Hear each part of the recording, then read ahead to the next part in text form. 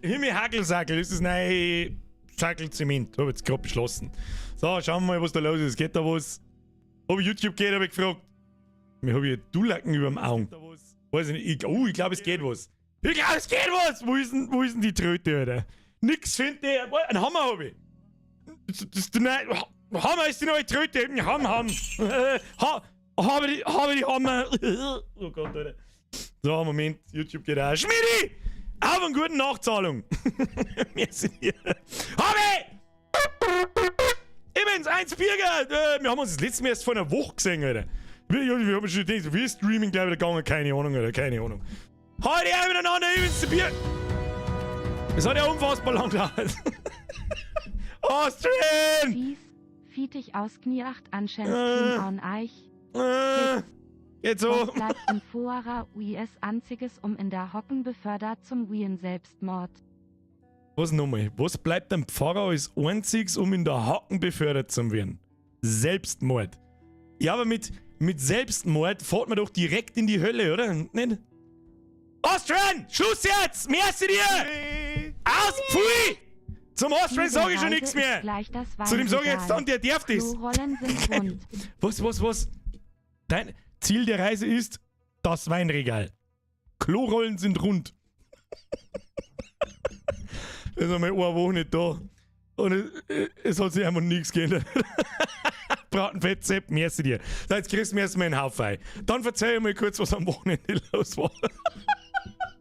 Ich bin zu alt für diesen Scheiß, Alter, ich flippe aus. Habe ich dir an den Nick, an den Zahn, an den Mike, an den Baumgarten, an den Glamizi, an den Freier, an den Fischer, an den Biller, an den Meister, an den Rieser, an den Schuster. Lesen kann ich offensichtlich noch. Aber heiß ist, das Kruzifix an mir rein. Glätten jetzt schon wieder, aber ich hab nichts da. Ja, ein bisschen was habe ich schon da. Wir haben versucht, einen Pool aufzubauen, der hat ein Loch. Das ist einfach kein guter Tag. An die Steffi, an den Beispiel, an den Schoko, an den Kana, an den Pela, an den Tizian, an den Conan, an den Prinzi, an den Restream.io, der mich daran erinnert, dass wir schon 100 Nachrichten zusammengebracht haben. Herzlichen Glückwunsch ums selber. Herr Kana, du bist mein Lieblingsma, bin wieder da. Der Lieblingsma. Herbert, merci dir wieder ein Zwickel. Bussi aufs Nussi. Franz, wo ist denn der Franz taucht da überhaupt gar nicht auf. Merci dir. Die hab ich heute Nachmittag, glaube ich, im Chat schon mal gesehen. Bin mir aber nicht sicher. Ich weiß nicht, was das soll. Merci dir. Nochmal der Herr Abak. Ich kenne mich nicht aus. Nick, das stimmt, wir haben da nicht schon broken, bevor es überhaupt losgeht. Alter. Nick leitet der Bürger, wie immer danke und jetzt einen ins Zwick. Zu was danke? Ich war am Montag mit. Ich habe ein Vollgas, das Déjà-vu. War das nicht letztes Jahr am Pfingstmontag schon das gleiche? Da war ich da auch einfach so, ups. Ups, da hast du so Flaschen ausgerutscht. Ich hab so ein hartes Déjà-vu gerade, keine Ahnung. Hab ich nicht können sehen. Leute, Dankeschön. Glamizi, im ersten wieder ein Resub. Ich glaub, du bist nicht angezeigt worden. Der Dani. Beim Kroatien Urlaub und Biergestream und Pool schauen, saugeil mit der 5 Liter Partyfasel. Heineken hat viel Teufel. Gut, das ist Kroatien, kann das Tschechen Heineken sein. Na, halt, das war's Budweiser. Das Tschechisch, das kann was. Ob's Heineken was kann, weiß ich nicht. Aber ich hab in Griechenland auch Heineken gesucht, das passt schon. Du, das passt schon. Kostet schon auf zur Not, frisst der Teufel fliegen, das ist richtig. Schmied im ersten wieder ein Resub, 38 Monate. Die haben es, glaube ich, 38 Mal ins Haupthirn hinein befördert. Lindenstuhl. Lügenzeit, merci dir, Servus Bierger, 200 wegen dich, verfolgst fürs gestern, aber Stream geht schon. Hackelberger, Dimpfel, Bräu, Festbier. Merci dir. Timmy Boy, grüß zu dir daheim. So, jetzt bei so was. Was war am Wochenende los? Also, ich habe den unfassbar guten Plan gehabt am Freitag zum Grillen. So langs Wochenende und so, 5 Minuten vor Urlaubs-Vibe, bla. Ja, Spätzchen eingeladen, eine gesoffen, geil, war lustig, nice, yeah. Samstag aufgewacht, hat man so gedacht so, ja, ein dreifaches Hip-Hip-Hurra auf Elotrans, Bitches. Da ist mir richtig gut gegangen. Und bin ein bisschen umeinander gelegen und gemütlich und so weiter. Und am Sonntag dann so, hey, Alter, ich spiele überhaupt nicht, das ist ja voll geil. Ja, gehen wir, Leute haben ja gemutmaßt. Ich habe ja überall gepostet, dass dann der Stream ausfällt. Und dann ist umeinander gemutmaßt worden so, ja, da ist im Umkreis fangen Volksfest und der Bierger ist krank. Leute, Schluss jetzt! Sie erzählen eine Geschichte, Mann! Harald, mir hast du wieder Mitgliedschaft! Kriegst du die Tröte, Alter? Welcome to the Squad. Ja, wie wir, Reichhard. Er ist hart und reich. So gut, Mädels, Fass. Mike, mir ist wieder ein Resub. Meister, gib mir den Resub. Schluss jetzt, ich mal Geschichte erzählen. Geschichte! Das ist Volksgeschichte. Muss der Messi wieder ein Reset. Messi wie 11 Monate und 24 Monate. Auf geht's, du Wahnsinnige! Ich freue mich auf den Marathon. Oh ja, ganz große Ansage. Wir haben Freitag 9 Uhr in der Früh geht's los. Diablo Marathon. Nein, nicht morgen in der Nacht. Da können wir sowieso nicht zum Spielen. Schluss jetzt! Best Feierabend-Feeling überhaupt. Normalerweise darf es ja heute gar keinen Stream nicht geben. Das glaube ich, haben sowieso in der Hälfte nicht kapiert. Ich die Hälfte nicht. Was soll ich machen, Alter? Ich bin ja bloß ein Mensch. Pitboy! Was kaufe ich mir? Kaufst da a Pizza für'n Diablo-Stream dost ma net verhungert. PS, Trööt. Trööt. Pit, merci dir, 10 ist 2. Simon, das ist auch 2. Du gehst am Pfingsten. Der Geldgeile wie Sternchen, Sternchen, er aus dem Internet am Tisch weiter. Dann weißt du jetzt, was ich erzählen wollte. Die Leute haben nämlich immer... Nein! Schluss aus! Jetzt los, zwei Geschichte erzählen! Zahlung für Freidog. Der Grieche hat mir's gesagt, Bruder, der Huren. Der Grieche war schuld. Ich hab sogar Zeugen. Mit Sonnenbrille. Simon, merci dir. Andal, merci dir. Countdown für Freidog-Show parat. Doppelpunkt, runde Klammer. I erlaub mal Doppelpunkt, runde Klammer. Race und Andal. Ich weiß nicht, was ich sagen soll. Bussi aufs Nussi. Dankeschön. Schluss jetzt. Ich mag jetzt eine Geschichte erzählen. Wir fangen mal so lange nicht an, bis ich die Geschichte erzählt habe. Demi Boy, merci dir. Birger, kurze Frage. Wann wird denn BD1 zum Leben erweckt? Oder habe ich was verpasst? Dann sorry. Nein, da ist noch nichts verpasst. Der steht da. Ich hab eigentlich damit geliebäugelt, dass wir den heute zusammenbauen, weil das chilliger ist. Aber jetzt ist es auch schon wurscht. Leute, ist ja gut. Ich darf so gern was erzählen. Ich darf so gern Epsi verzeihen. Aber die Leute, die lassen mich nicht. Da war ich geht! Nutschi, mir ist wieder ein Reset! Australian, mir ist wieder ein Reset! Der war ein Reset! Ja, ist ja gut. Oh Gott, jetzt kommt dann der Brenzlschorsch noch. In der Zwischenzeit haben wir wahrscheinlich wieder schon 15 andere auf Reset gedruckt. Das ist halt jetzt mal dasselbe, ich weiß nicht. Wir machen es jetzt dann wie die anderen Streamer. Machen wir 10 Minuten vor 8, die fangen wir an, dann könnt ihr ausrasten und ich steck mir da beim Finger in den Arsch oder so. Ich darf so gerne Nipsi verzeihen. Franz, mir ist wieder ein Reset! So, Schluss jetzt! Also jetzt mal so auch. Die Leute haben gemutmaßt. Am Montag war ich krank. Da hat mir der Bergdoktor krank geschrieben. Natürlich habe ich gesoffen wie ein geistig Behinderter am Sonntag. Und haben wir schon, offensichtlich haben wir tatsächlich einen Zeitzeugen gehabt. Der ist offensichtlich an Tisch weiter gesessen. Keine Ahnung, ich habe nichts mitgekriegt. Und zwar haben wir uns dann gedacht, hey, Sonntag, ein dreifaches Hip-Hip-Hurra auf Elotrans. Und dann haben wir den gehst zum Griechen. Und dann haben wir gedacht, jetzt probierst du mal eine halbe. Halbe schmeckt. Dann habe ich ganz vergessen und dann habe ich schon 2 halbe gehabt. Und dann habe ich mir gedacht, jetzt brauchst du einen Uso. Und dann hat der andere gesagt, ja, wir weiß mit einem Uso auf Eis. Und ich gesagt, halt den nehmen. Dann hat es irgendwie noch mehr einen Uso gegeben. Und dann war schon alles wurscht. Dann hat es die ganze Zeit Uso gegeben. Und dann ist irgendwann jemand auf die super grandiose Idee gekommen, Bananenschnaps zum Stellen. Und habe ich den so getrunken in meinem Halbrauschen und habe gedacht, hey, der schmeckt eigentlich richtig geil. Und dann haben wir die ganze Zeit dahin und keine, ich weiß dann auch nicht mehr, keine Ahnung, war ich schon bumm voll. Dann haben wir die Letzten dort gewesen. Wir haben beim Griechen immer die Letzten. Wir haben die Letzten, dem Letzten mit den Schwimmflügeln neu schwimmen. Und dann ist einer auf die grandiose Idee gekommen, hey, Alter, Griechenchef, hast du so einen Bananenschnaps in der ganzen Flasche? Ja. Ja, kann ich das hier nicht abkaufen? Ja. Und dann... dann sind wir heimgegangen. Alle in der Gruppe. Haben alle so grob denselben Weg. Und bis zu dem Teil, wo wir uns dann getrennt haben, da war dann eine Bank, da haben wir uns dann hingesessen. Und dann hat sie die Bananenschnapsflaschen so verrückt draht, dass die dann auf einmal leer war. Ja, und dann weiß ich nicht, wie spät das war. Weiß ich nicht, sagen wir mit 12 oder so, keine Ahnung. Und dann waren wir da so. Und dann waren wir offensichtlich sehr laut. Und dann ist ein Russ gekommen. Dann haben wir alle erst gemeint, so, jetzt wird's zum Schlägern, Alter, was möchtest du jetzt? Und so richtig geil im schwarzen Adidas-Anzug mit so Streifen an der Seite und so. Dann hat er dann gesagt so, Alter, ich kann keinen Russendialekt, keine Ahnung. Blöd, ihr seid zu laut, blöd. Ganz der Balkon, ich hab mir gedacht, ich komme jetzt und sag, mach mal ein bisschen, ist da in Flasche noch was drin? Ja, freilich, da, gönn dir, Brudi. Dann haben wir mit dem die Flaschen, was das ist, und dann war die Flaschen weg und dann haben wir gegangen. Und dann habe ich mich hingehockt daheim. Und dann habe ich gedacht so, ich bin richtig randvoll, oder? Richtig randvoll. Aber zum Speien ist es noch nicht. Und dann kann es passiert sein, dass ich mir noch einen Wodka Maracuja gemacht habe, den ich dann genauso wieder am Balkon hingelegt habe. Und dann habe ich mich hingelegt. Und dann bin ich am Montag aufgewacht so und habe mir gedacht, und dann bin ich halt irgendwann am Mittag aus dem Bett rausgegraben und habe mich um 2 daher gesessen. Dann habe ich gedacht, Alter, du hast einen Stream angekündigt heute am Mittwoch, hast keinen angekündigt, oh Gott, I gonna die.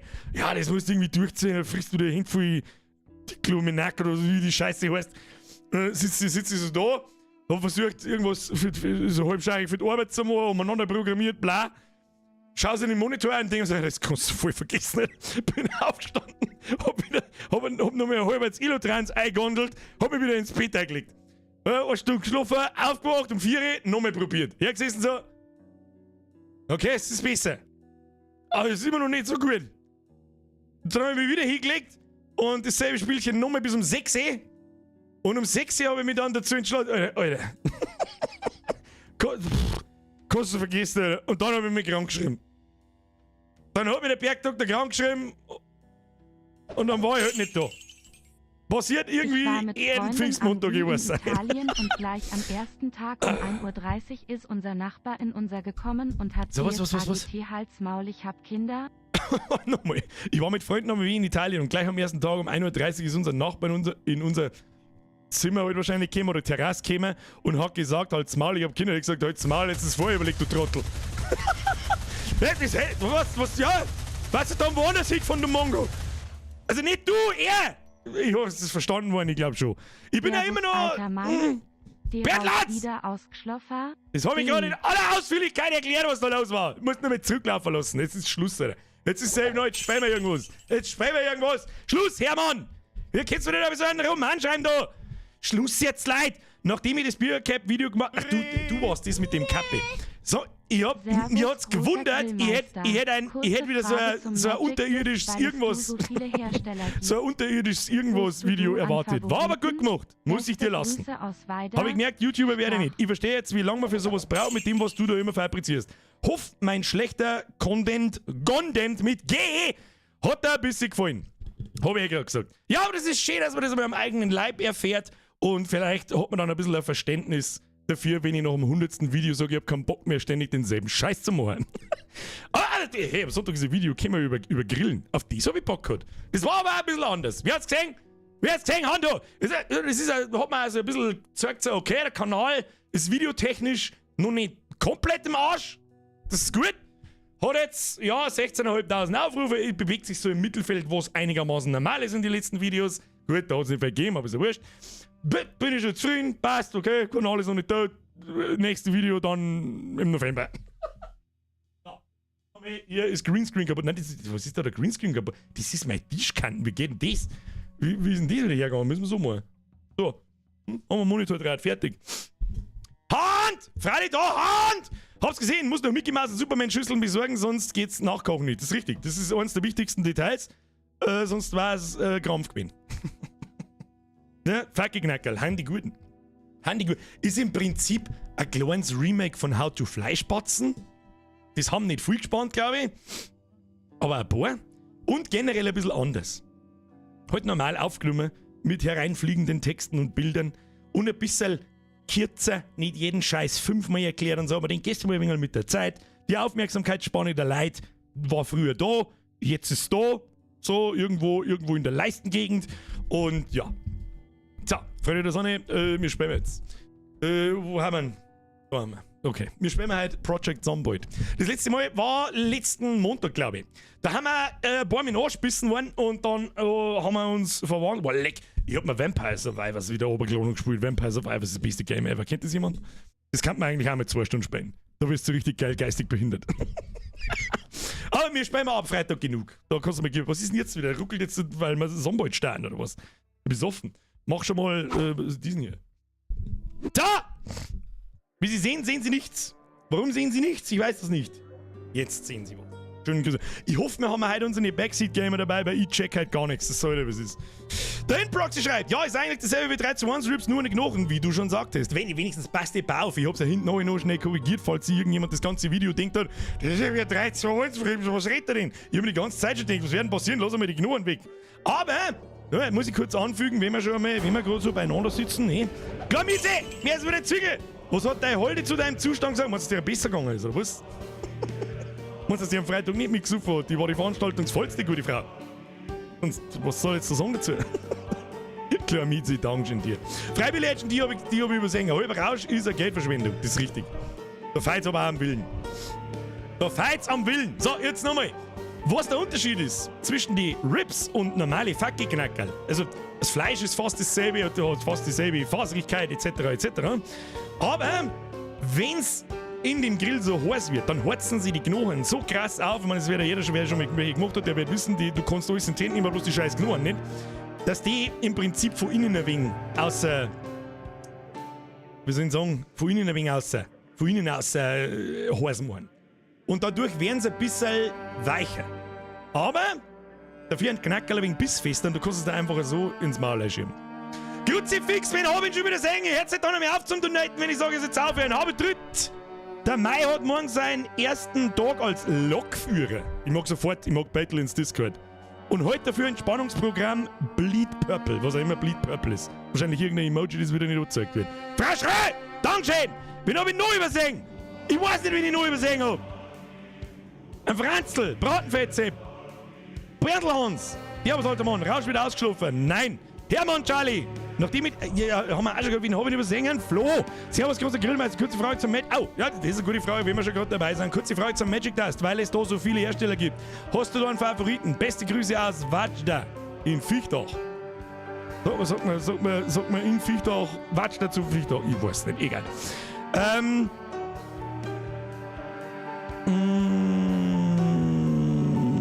Ich mag den Hersteller eigentlich nicht nennen, weil er sie an Nestle verkauft hat. Feider! Das ist aber auch nicht richtig geschrieben. V-A-J-D-A. Das ist nicht Feider. Nein, so schreibt man Feider mit Sicherheit nicht. Sicherheit nicht. So, Schluss jetzt! Weißt du was, dann kauf einfach irgendwann. Probier die durch, Alter. Oder mach's selber. Sieh das Rezept aus und mach's selber. So, jetzt Maul halten! Fortsetzen!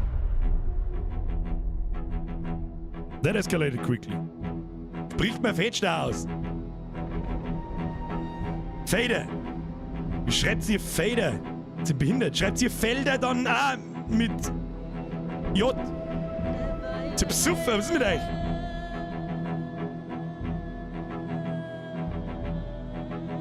Vier Leder. Wie Leder. Ja, okay. Jetzt soll ich nicht ganz sauber. So schaut's aus. Zum Überspringen klicken. Sag es Gott an. Wo haben wir eigentlich? Oh, da haben wir.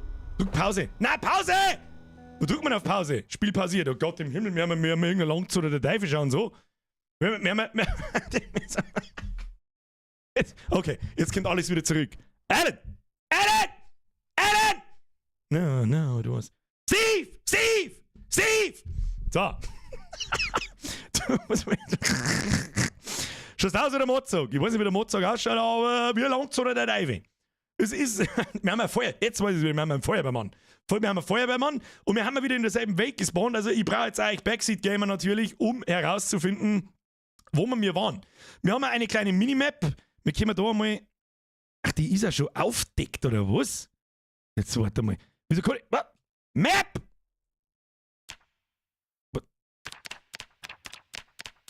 Okay, super. Kann ich, wenn ich auf Pause drücke, nicht auf Map drücke, oder was? Ja, wie lange braucht der? Was ist das für ein Feuerwehrmann? Braucht der eine Viertelstunde zum Map aufmachen, oder was ist mit dem? Ja, herzlichen Glückwunsch. Weiß ich nicht. Ja, Bruder, wo sind wir? Wir sind da unten. Und müssen wir da rauf zur Sonne. Schaffen wir nie. Wie gehen wir denn da am Blädern? Aussehen, ja, erst mal da rum, dann durch den Wald rum. Da waren wir schon überall, da haben wir da alles durchgelut. Dann auf durch den Wald. Oder? Das ist eine gute Idee. Glaub schon. Probieren wir. Mach ich wieder zu. So, jetzt durchsuchen wir erst einmal einen Schund. Was haben wir da? Backblech, Grillbürste. Jawohl. Haupthand ausrüsten, mit der haben wir jetzt. Warum bewegt sich nicht als zwei Besoffen? Was ist denn mit dem? Warum geht das so langsam? Ich hab normal auf Play gedrückt. Ist es nicht normale Spielgeschwindigkeit? Jo, okay. Da kann man da noch was essen? Gib Essen.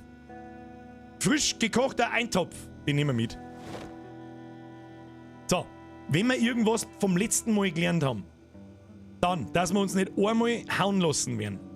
Wir haben einen Becher, Geschirrtuch, Pfeffer, Gemüsebrühe, trockene Ramen. Lecker Ramen. Das ist mir her. Dose mit Suppe. Dosenfruchtcocktail. Wir haben auch keine Dosenöffner, nicht, oder? Dann können wir wieder nichts machen. Aber nehmen wir mal das Essen mit, ja. Wasserflaschen, nehmen wir auch mit. Tiefkühle, interessiert uns nicht. Nehmen wir mit da her. Dose mit Chili, nehmen wir alles mit. Nimm alles mit. An Essen, so, haben wir 10 von 14. Der Rest wird anderweitig voll gemacht. So. Okay, wir haben einen Weg nach oben. Wir schauen mal noch kurz, was oben ist. Vielleicht findet man ein gutes Buch. Und noch ein Stift, nehmen wir mit, kann man brauchen. Buch, Blatt Papier, Zeitschrift, Radiergummi, leg mir am Arsch. Beim Pfeil ist Schrupf. Stimmt. Ich erinnere mich. Gut aufpasst. Herr Reichhardt, gut aufpasst. Was haben wir da? Nix, okay. Wir werden mal vermeiden zu sprinten, wenn wir nicht müssen. Das wird wahrscheinlich nicht lang dauern, dass wir sprinten müssen, aber egal. Und ja, sneaky vorgehen. Lass mal trinken. Trinken, schaut nicht. Kann man da mal vom Fenster aus luren? Nein, kann man nicht. Gut, ein bisschen kann man schon. Ist gerade finster? Ist gerade Nacht? Kann das sein? Da müssen wir eine Uhr finden, oder? Damit wir wissen, wie spät das ist. Da ist ein BH! Da haben wir uns letztes Mal schon gespielt damit. Das ist natürlich nixi. Lederhandschuhe. Anziehen. Können wir brauchen. Handschuhe sind gut für uns. Können wir die Fensterscheiben einschlagen und nicht weiß, was passiert. Wo ist denn eigentlich unser Kochlöffel? Wo ist der Kochlöffel? Grillbürste, die nehmen wir gleich mal auf die 1. Das geht nicht. Warum geht das nicht? Wieso kann ich mit der Grillbürste nicht zuhauen? Ich hab doch die equipped. Ja, ist ja wurscht. Na gut, da müssen wir uns im Schutz der Nacht fortbewegen. Da ist ja die Fensterscheiben schon offen, ist nicht? Machen wir so. Machen wir Scheiß aus. Ja, wo ist denn da das Haustier, guter Mann? Wer hat denn die Bude konzipiert? Oh, okay, ich bin schon dead. So, hier sind wir. Außerzoomen. Oh, da haben schon die Toten. Da haben schon die Toten Krippen. Was für gescheit finster in der Nacht? Ich seh einen Scheißdreck. Oh, da hinten grabe ich da noch. Was, der sägt mich schon? Es ist stockfinster. Geh, Kim, leg mir am Arsch. Gut, vielleicht hat er was dabei. Gehen wir wieder. Ach komm. Ja, dann werden wir ihn umschubsen mit. Da, Kim. Was haut jetzt der die Bude ein, du Arschloch? Wir sind zu zweit.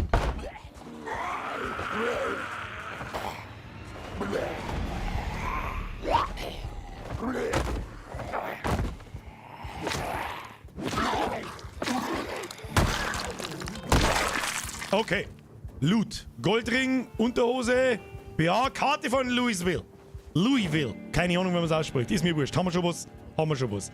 Ja, wie kommt man an denen vorbei? Also jetzt wirklich mal ernsthaft. Der war da hinten irgendwo.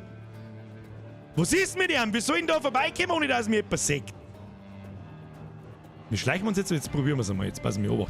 Wir haben unsere Fähigkeiten. Sprinten können wir gut und Axt sind wir gut. Gut, wir sind auch Feuerwehrmann. Ist ja irgendwo klar. Da schau mir das an! Die wird von da hinten schon triggert. Ich bin geduckt, Mann! Das ist wieder derselbe Scheiß wie letztes Mal.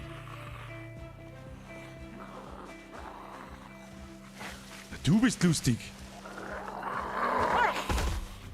Schubst du die um? Die hat keine Uhr nicht. Ah, da kann man durchgehen, okay. Ja gut, da sage ich jetzt nichts, ich stehe mitten im Licht. Ja gut, dann schubst du mal alle einzeln um, das ist mir wurscht.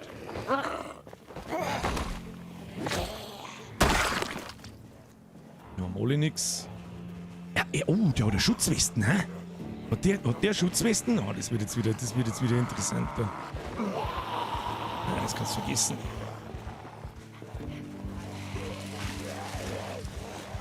Die locken wir jetzt da in die Steine.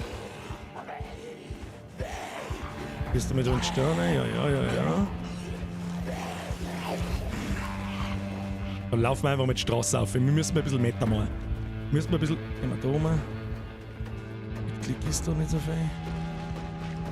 Hinterschlagen wir schnell.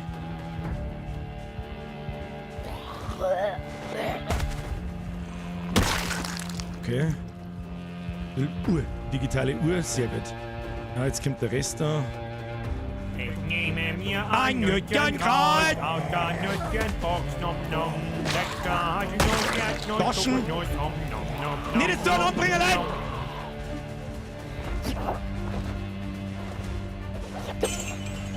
Schluss jetzt, wieso haben da Donation Sounds noch? Ich muss mich konzentrieren.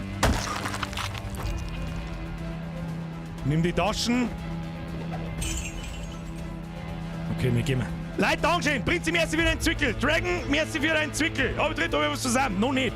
Wir haben noch nicht. Ja, die müssen wir killen, hilft nicht. Nein.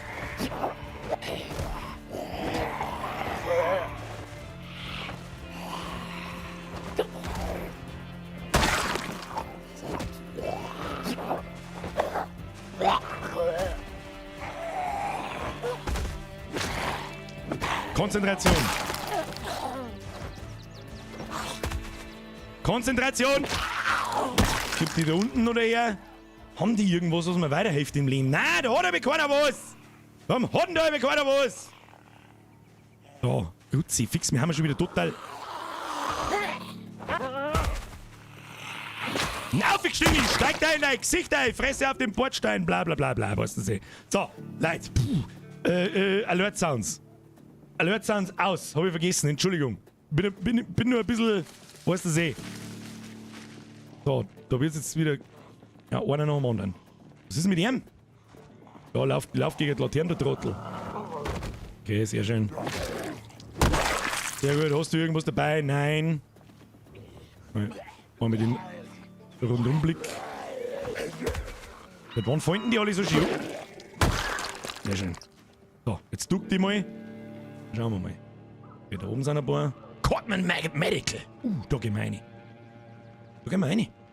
Vielleicht für was Gutes. Wie schaut Gesundheit aus? Status okay! War absolutes Pro-Gaming bis jetzt. Du möchtest mir jetzt nicht verzeihen, dass die da enden schon da daherkommen. Das ist wohl nicht der Ernst, oder? Hab ich irgendwas zum... Ich hab ja nichts zum Einschlagen. Kann ich mit Handschuhen... Fenster öffnen?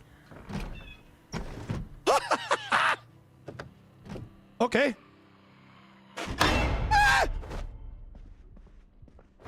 Halt zusammen! Zusammenfallen zuerst! Da ist noch jemand drin.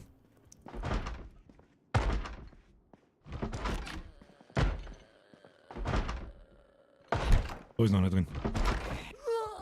Frau Doktor! Sie blüht nicht, sie! Heftklammern, Blatt Papier. Was ist in der Leiche drin?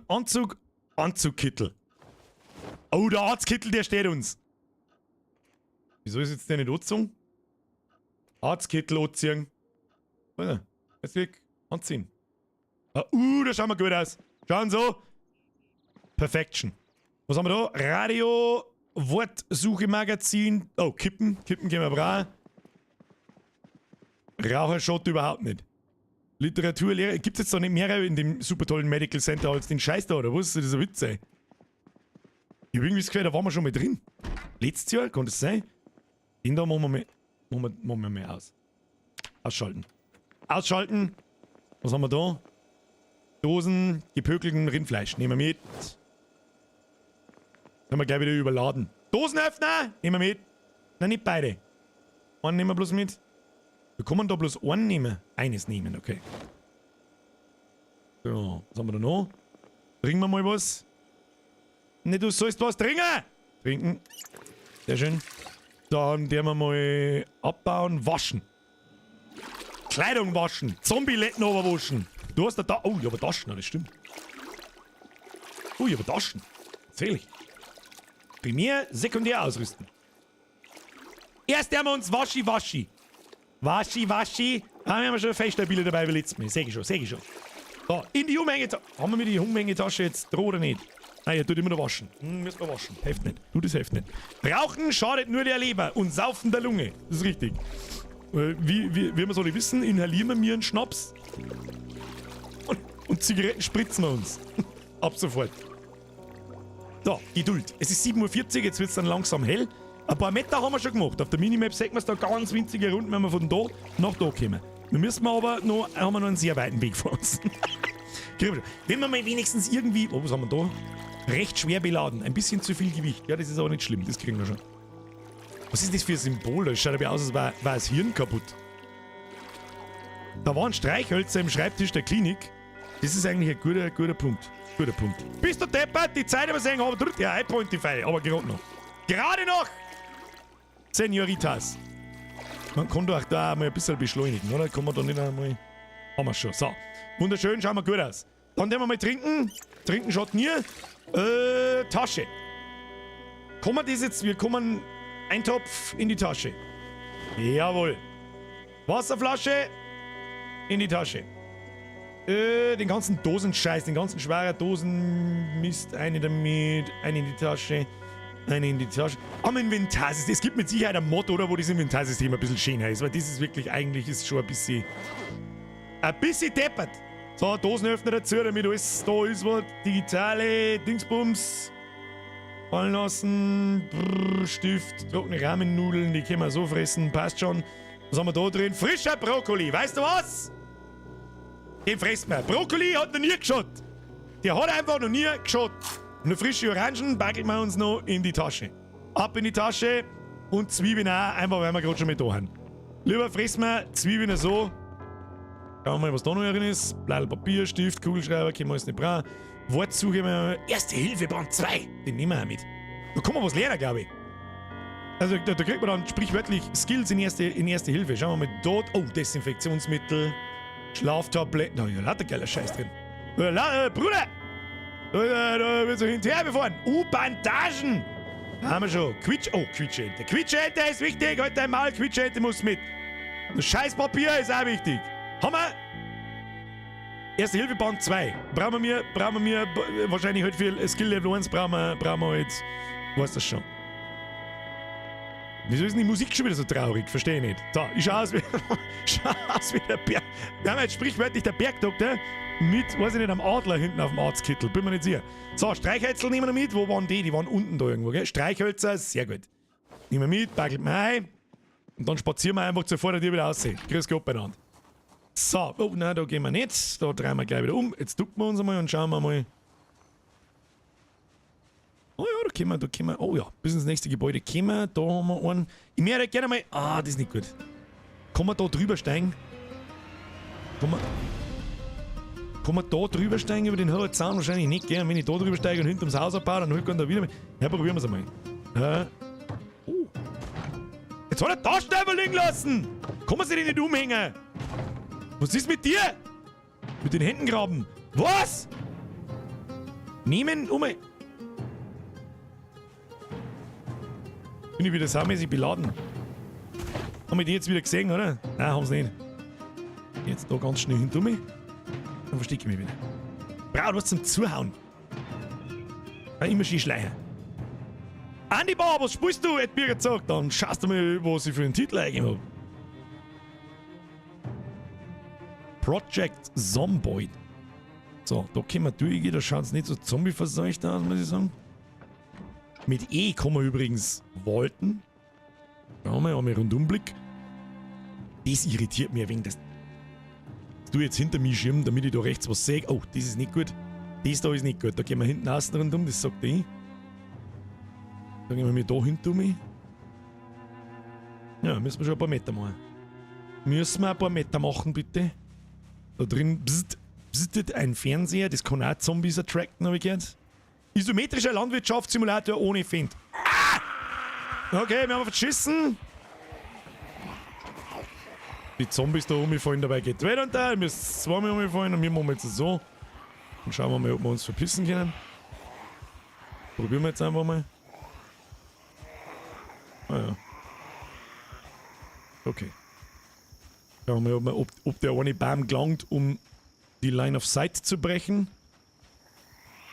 Macht gerade schon so den Eindruck, den schubst man um.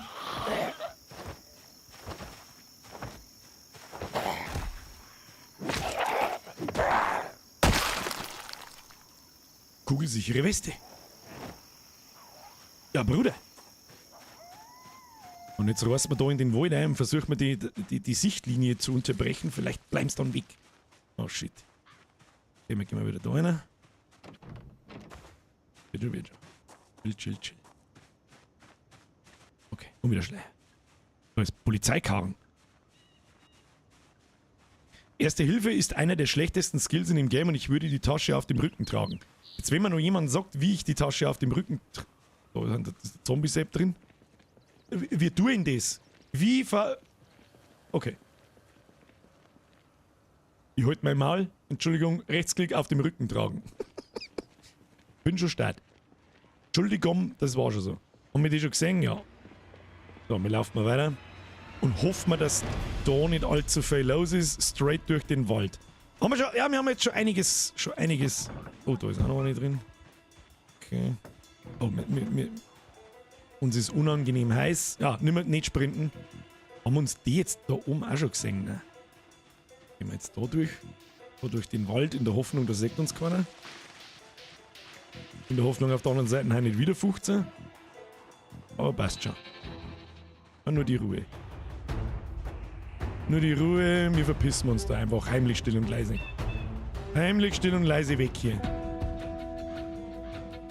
War unser Bohr, ist auch nicht tragisch. Wir gehen nach oben. Machen wir diesen hier, nicht sprinten. Man ist beim G, glaube ich, schneller als Zombies. Solange man noch nicht irgendwie beschädigt ist oder sonst was. Der, oh, die da oben sollten uns jetzt nicht auch noch sehen. Gehen wir da. Ist. Haben das Leichen von unserem vorherigen Spiel da? Waren wir da? Ich weiß es nicht mehr. Ich sage es, ich weiß es nicht mehr. So, ein bisschen durch den Wald durch, dass wir es nicht mehr finden. Ja, man muss das ruhiger angehen. Hab ich schon gesehen. Hab ich schon gesehen. Bis sie durch den Wald. Solange jetzt da nicht einer rausspringt und...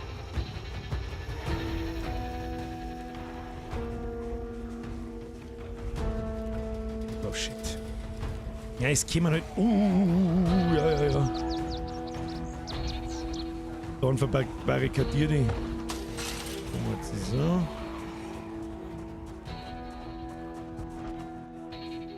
Gehen wir da um. Ah, Meter machen! Haben wir gut dabei. Haben wir gut, aber was trinken müssen wir. Müssen wir was trinken. Wird schon. Wir haben eine Wasserflasche dabei, alles cool.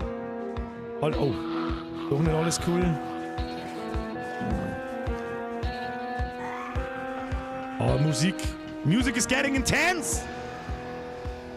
Wir gehen nicht zwei laufen, wir gehen. Oh, rechts von uns ist der Zombie-Sepp, ich hab ihn schon gesehen, aber der muss auch durch den Wald. Tun Sie sich nicht hinunter, wir gehen jetzt da rauf. Ah ja, bis du da rumfällst, dabei geht wieder runter. Da ist noch mehr Zaun. Sehr schön.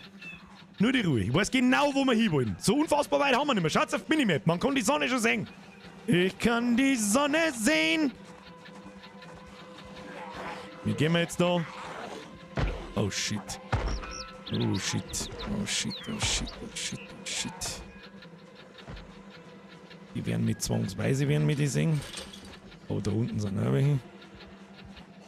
Die jetzt aus unerklärlichen Gründen nicht triggert habe. Ich habe keine Ahnung. Den habe ich gesehen. Da müssen wir jetzt kurz ein bisschen sprinten. Okay. Scheiße. Shit. Oh shit. Oh shit. Oh shit. Oh shit. Okay. Keine Panik. Keine Panik. Zaun 1, Zombies 0. Jetzt schicken wir uns ein wenig, gehen wir da hinter das Haus. Nicht da umsehen, nicht da umsehen. Geht schon. Und wieder gehen. Und wieder runterkommen. Und wieder runterkommen. Chillig, Kniescheibe. Ah, ein paar kommen, aber das ist nicht so tragisch. Da gehen wir da hinten über den Zaun und haben es verschissen. Keine Panik auf der Titanic. Optio, gut zu Fuß. Da hast du absolut... Oh, da kommen wir nicht um mich. Da müssen wir jetzt so gehen. Ja, man darf da nicht so viel Sex, man ist nämlich zu Fuß. Einfach, wenn man ganz normal geht, ein Stückchen schneller, Hals die Zombie-Trottel und dann einfach gemütlich abhängen. Einfach gemütlich abhängen. Kriegen wir schon. Wir haben nicht mehr weit. Ich sag das, was ist. Wir müssen bloß irgendwie ungesehen in die Bude reinkommen, wo wir waren. Das ist so... the main problem. Jetzt lassen wir die da über den Zaun umfallen. Der hat einen coolen Cowboy-Hut. Und wenn die hier hinten sind, dann steigen wir mich um und laufen davon. Und dann springen wir da durch und durch den Wald und dann verpissen wir uns hinterm Heisel und beten, dass wir die Meute vor uns abhängen. Jetzt kommt dann gleich die andere Meute, ich weiß ja genau, wie es ist. Machen wir so. Oh nein, Meute hat uns noch nicht gesehen. Meute hat noch ein bisschen schleichen. Ein bisschen den Schleichen-Skill voranbringen. Hat uns der jetzt da schon gesehen? Ich meine, ich bin hinterm Zaun. Wahrscheinlich schon, oder? Nee, ruhig. Jetzt kriegen wir langsam Hunger und Durst. Steht da herum übrigens. Billige Kniescheibe. Laufen wir das aus. Da haben jetzt wieder 15. Ja, natürlich haben da wieder 15, aber wir haben ja gleich da. Das ist schneller gegangen, wie ich dachte. Warum haben jetzt die so komisch schnell? Verpisst euch. Wo gehen wir jetzt da um Dümmen?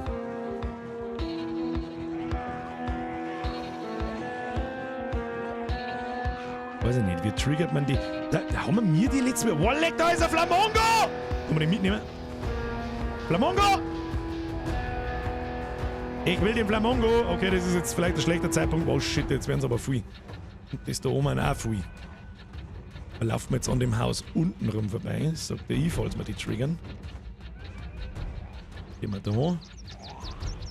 Wir müssen es noch einmal irgendwo abhängen. Und dann irgendwie ungesehen in die Bude reinkommen. Im Hardcore-Modus gibt es auch Runner. Das ist unangenehm. Einer die schon unangenehm. Vor allem, ich finde halt ein bisschen krass, dass die so weit triggert werden. Und so weit verteilt sind, dass man eigentlich nicht auskommt.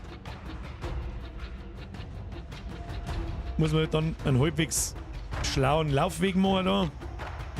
Zumindest soweit es irgendwie möglich ist. Und dann betten, dass da nicht irgendwo irgendwelche Streuner in dem Waldstückel da umeinander gurken. Und man hat halt gar keinen Indiger. Wir haben ja übrigens direkt neben unserer Bude. Direkt daneben. Da, Blutletten. Da! Das ist unser Blutletten!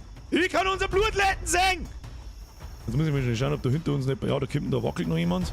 Jetzt müssen wir ihm da mal schnell schuppen. Kann man sich da eigentlich anschleiern und von hinten... Kann man die irgendwie... Was ist das schon? Ich schub's die! Ja, toll. Tolle Idee, Birger! Ganz toll! Wundervoll! Du Volltrottel! 1 Meter vor der Bude! Ach, Kind.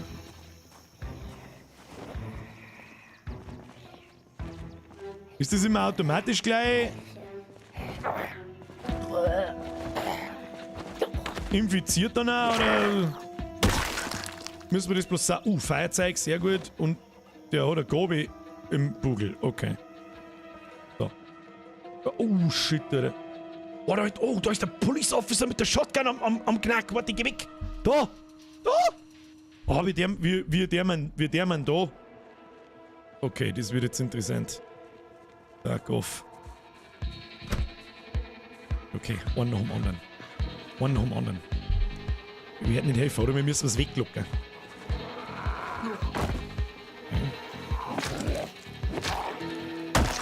Ist gut, weiter. Sehr gut. Sehr gut. Das kann man natürlich auch mir sein, gell? Ich weiß schon. Desinfektionsmittel. Warte mal, tu mir frische Orange. Frische Orange, alles essen. Haben wir nicht auch Wasserflaschen? Ja. Ausgießen, trinken. Trink mal. Sehr gut. Sehr gut. So, wir haben noch gut dabei. Wir haben fit. Jetzt werden wir mal die Lage checken. Da, oh, das sind viel. Ui, das sind viel. Das ist ein Problem. Das ist ein Problem, da müssen wir jetzt gehen. Ich muss mich in den Mülleimer verstecken und dann vielleicht einzeln die Leute Vierer ziehen oder was weiß ich. Da kriegen wir schon. Solange ich nicht bissen worden bin, ist erstmal alles gut. Ja, es ist ein Kratzer. Das ist... Ah, wie der mal da jetzt. Ich hab halt auch noch keine Waffen und nix. Probieren wir es einmal. Ja.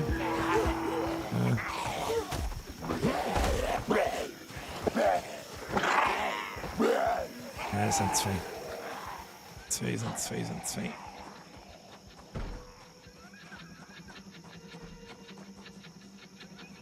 Ich probiere jetzt was.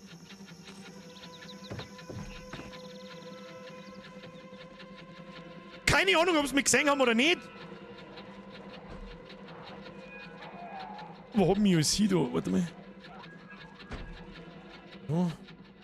Brechstange! Nehmen, beidhändig ausrüsten. Gib Brechstange. Fleisch... Ja, jetzt wird's zum Zuhauen. So, Kinder, jetzt kommt's einer. Ich tue euch alle einzeln weg. Gibt's auf den Deckel! Auf den Deckel! Jawohl! Bitch! Eine Brieftasche. Ja, das ist Schrott. Hausschlüssel, den nehmen wir mal. Den kann man brauchen. So, jetzt müssen wir da draußen systematisch diese ganzen Idioten... Oh shit, Alter. Donk. Hornybonk. Hornybonk. Auf den Deckel drauf. Armbanduhr, Schuhe, Socken, egal was. So, die Frage ist jetzt, ja, okay. Okay. Es ist alles noch da. Die ganzen Leichen sind noch da. Alle unsere Sachen sind noch da. Karten ist noch da. Die nehmen. Wir sind mal leicht überladen. Das heißt, was legen wir noch ab? Du hast mir die ganzen scheiß Dosen. Mit dem alles da rein. Das ist unsere Hauptkisten. Wie viel passt denn da rein? 60. Ja, das klang gleich. Dose Suppe, gepökeltes Scheißdrecksfleisch. Dosen Fruchtcocktail. Ja, ja.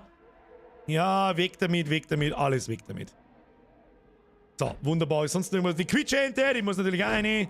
Schlaftabletten. Ja, gut. Schauen wir schon gut aus. So, jetzt darf mich interessieren, ob da irgendwo unser Leichen umeinander läuft. Haben wir mir einen Wasserhahn? Irgendwas prügelt da auch noch an die Tür. Machen wir mal auf.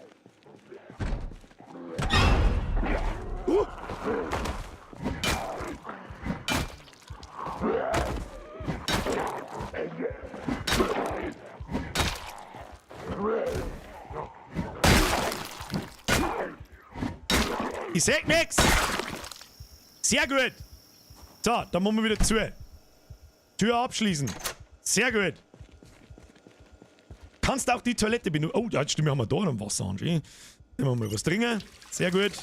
Und dann werden wir unsere Wasserflasche befüllen. Das ist auch sehr gut.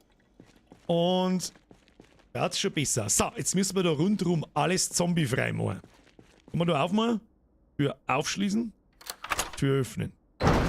So, grüß Gott. Schauen wir mal nochmal da oben, ob die alle noch... Ja, die haben nicht... Es sind halt so viel auf einmal. Und wenn ich da... Kann ich die einzeln herlocken? Ah, das ist wieder hart risky, Alter, wenn ich da jetzt... Weißt schon... Ja, den einen. Hab ich? Ja. Sehr gut. Sehr, komm noch, ja da. Bist du Bravi? Bist du der Bravi? Ja. Das sind zu viele. Nein. Nix. Werden Sie Zeuge des absoluten Pull-Pro-Gamings. Donk. Tot. Ja, die kommen jetzt alle schön einzeln. Habe ich eventuell genug Zeit, dass ich alle einzeln erschlage. Und wenn es zu viel werden, gehe ich rein, ich mach dir zu und hau einfach ab. Schmutzige Bandage. Vielleicht sollten wir uns zuerst um die kümmern. Gehen wir. Wie machen wir die Tür wieder zu? Wir schließen. So. Bandage entfernen. Dann werden wir die Bandage waschen. Ja, es ist bloß ein Kratzer. Waschen, Bandage reinigen. Kann man da jetzt Desinfektionsmittel drauf tun? Das werden wir jetzt gleich mal testen. Im Behälter packen, Auswahl favorisieren, primär Bandage desinfizieren. Jawohl.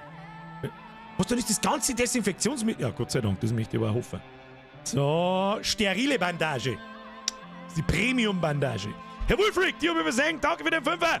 Kratzer haben Das ist absolutes Pro-Gamer-Informationsmanagement ist das.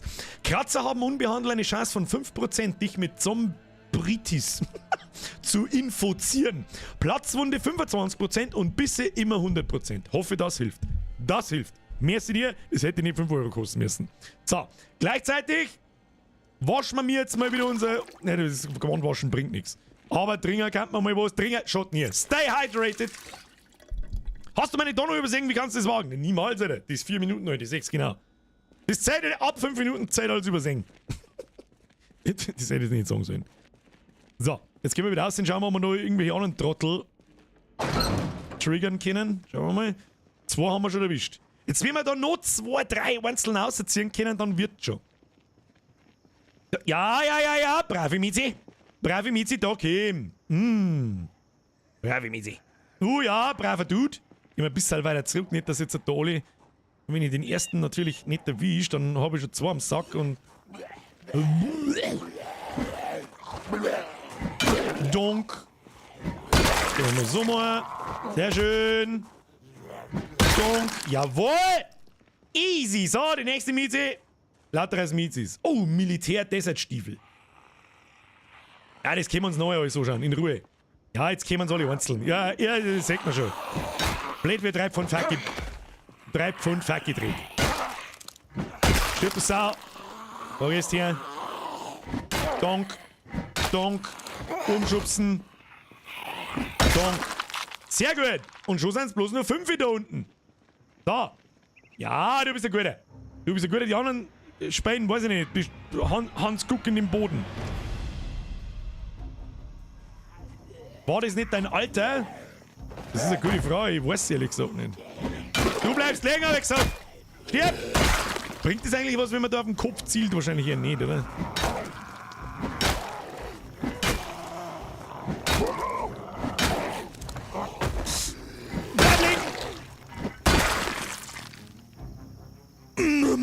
Monster Kill! Schrotflinte wo? Schrotflinte wo? Ein Schlagstock. Sehr gut. Alles wird mitgenommen. Alles wird mitgenommen. Bin ich Schrotflinte? Jawohl. Wo ist sein cooler Hut? Ich möchte sofort seinen Hut. Wo ist sein Hut? Der liegt am Boden. Polizei-Trooper-Hut. Den setzen wir auf. Schauen Sie, wir haben so cool. Schauen Sie, alle kann man mir cool. Wir haben die Coolness in Person. Ich möchte keinen Ton hören. So. Ja, was kann man eigentlich mit dem Wasser hier dran mal? Geh zu, Bodensee. Ja, jetzt haben wir da ein riesengroßes Massaker angerichtet. Schwappt das der Ring eigentlich einmal irgendwann weg? Oder wie ist denn das so? So, irgendjemand hat da Militärstiefeln gehabt und so Militärequipment gehabt. Da haben wir da Militärstiefeln. Da ist ja auch so ein Verteidigungswert dabei. Bissverteidigung, Kratzverteidigung, 100. Und wie schaut unser Graffe aus? Da haben wir mal Militärstiefel, Bloody. Renngeschwindigkeit 0,9. Naja, gut. Naja, die Jacken ist eine bessere Jacken als der Arztkittel. Die werfen wir am Boden. Machen wir mal so.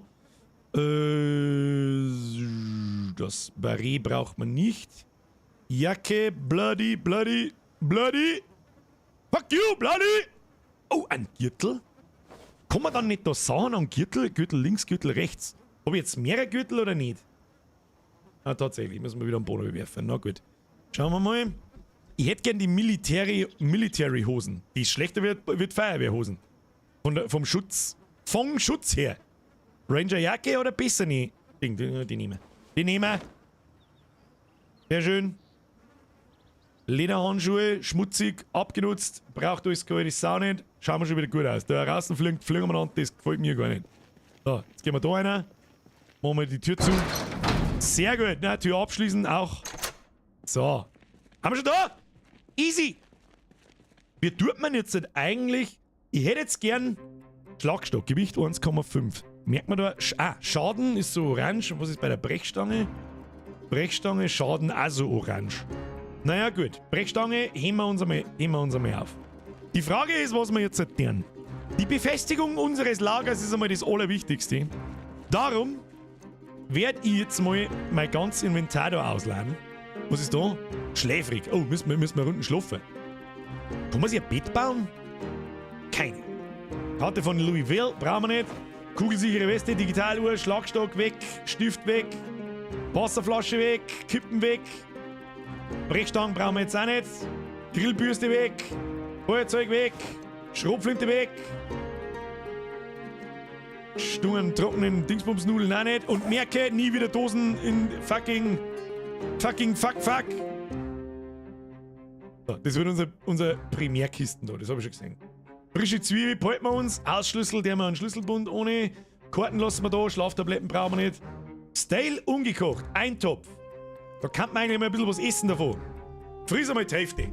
Friss einmal die Hälfte von dem Eintopf und dann müssen wir uns einmal zum Schlafi hinlegen. Und dann einmal Bredel. Gib Bretter. Haben wir jetzt was gegessen? Ach, er ist noch am Essen, okay. So, Streichhölzer weg. Und, jo. So, jetzt passen wir Obacht. Jetzt tust du mir die ganzen Bredel her. Dauert ein wenig wahrscheinlich. Bredel zum Nehmen. Dauert ein bisschen. Dann brauchen wir Nägel und einen Hammer. Dann nagelt man mir mal die Fenster zu. Kann ich nicht mehr nehmen, oder was? Dann bin ich halt überladen. Das ist mir jetzt da herin schnell wurscht. Hätte ich gesagt gehabt. Dann haben wir einen Hammer. Den wir auch da raus. Und 192 Nägel. Sehr schön. So. Nein, das wollte ich nicht. So. Fenster verbredeln. zugehängt und verbredelt. So. Fenster öffnen, Fenster einschlagen, Vorhänge öffnen. Wieso geht jetzt das da nicht? Verbarrikadieren. Doch, geht schon. Okay. Hau auf. Jawohl. Alles zu. Nicht vergessen, geht von innen und außen. Ja, aber ich wollte es gerade tatsächlich erwähnen hier in Proxy. Dankeschön. Ein bisschen. Auwe. Zombie-Time. Müssen wir schnell aufmachen. Hilft nicht. Mistbritschen, 6 sind Hammer dahinter! Hammer to your face! Hammer to your face! Halsband mit Saphirstein. Anziehen. Jetzt bin ich ein wunderschöner Feuerwehrmann. So, dann machen wir wieder zu. Tür abschließen. So, weiter barrikadieren. Hauptsache, es... Erst Leichen raus vielleicht. Die kann ja durch die aussehen dran. Geht hauptsächlich, bei den Fenstern geht es mir hauptsächlich darum, dass die Viecher nicht einsingen. Jetzt ist die Frage, wenn das komplett verbarrikadiert ist, gilt das dann auch als Sichtschutz oder muss trotzdem der Vorhang dran bleiben?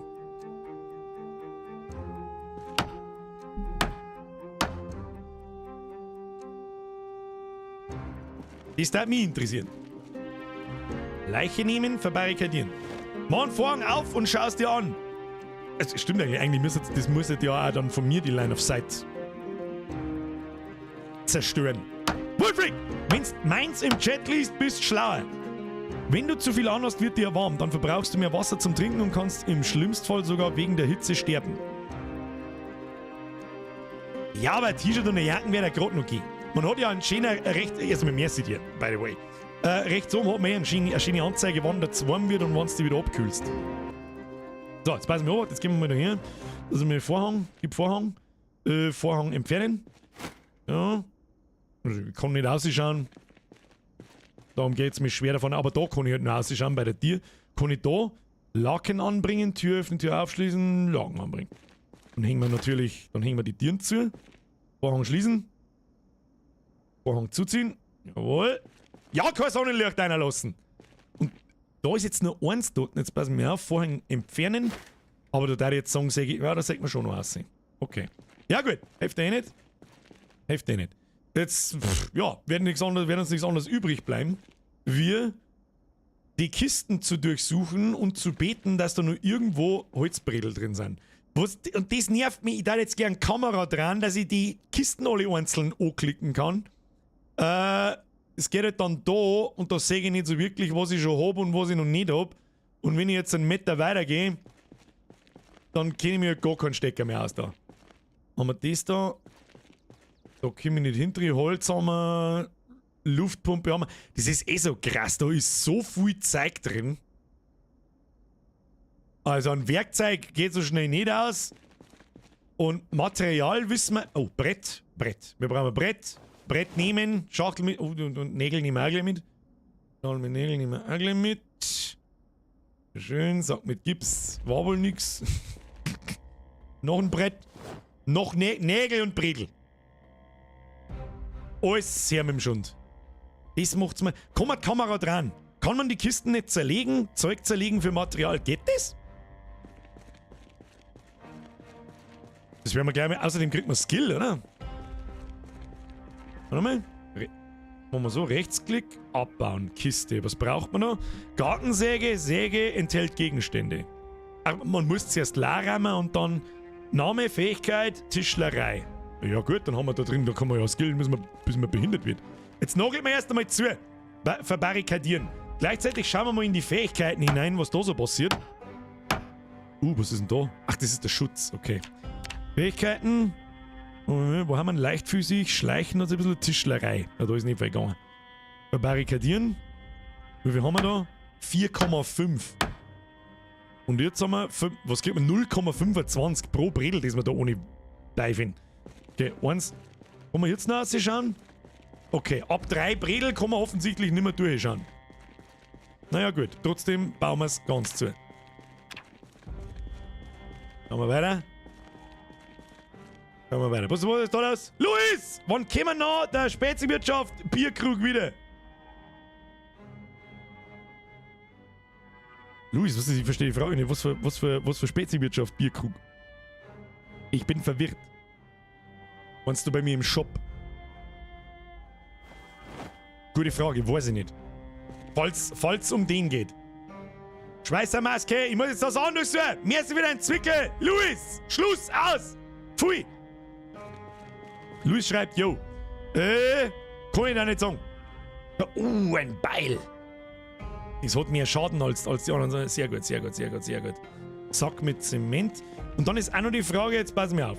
Schachtel mit Schrauben. Die wir jetzt da mal raus. Und dann ist das Ding da abbauen. Kiste. Wahrscheinlichkeit 17. Okay. Ja gut, ich baue jetzt die einfach mal auseinander. Das ist ja wurscht. Ja, das dauert auch ein ganz Stückel. Kommt das da drauf an, was er dafür hernimmt? Das kann ich ja nicht auswählen. Er soll jetzt bitte die super tolle Säge hernehmen. Metallplatte und Lötkolben ist gleich verschweißtes Fenster. Das werden wir auch gleich noch ausprobieren. Lötkolben und Metallplatten habe ich nämlich schon ein paar gesehen. So, bumm. Du hast keine nutzbaren Materialien hergestellt. Aber Tischlerei ist auf 7,75 gegangen. Naja, gut. Du hast da mit den Metallplatten hier. Zur Not werfen wir einfach alles am Boden. Und dann bauen wir die Kisten ab.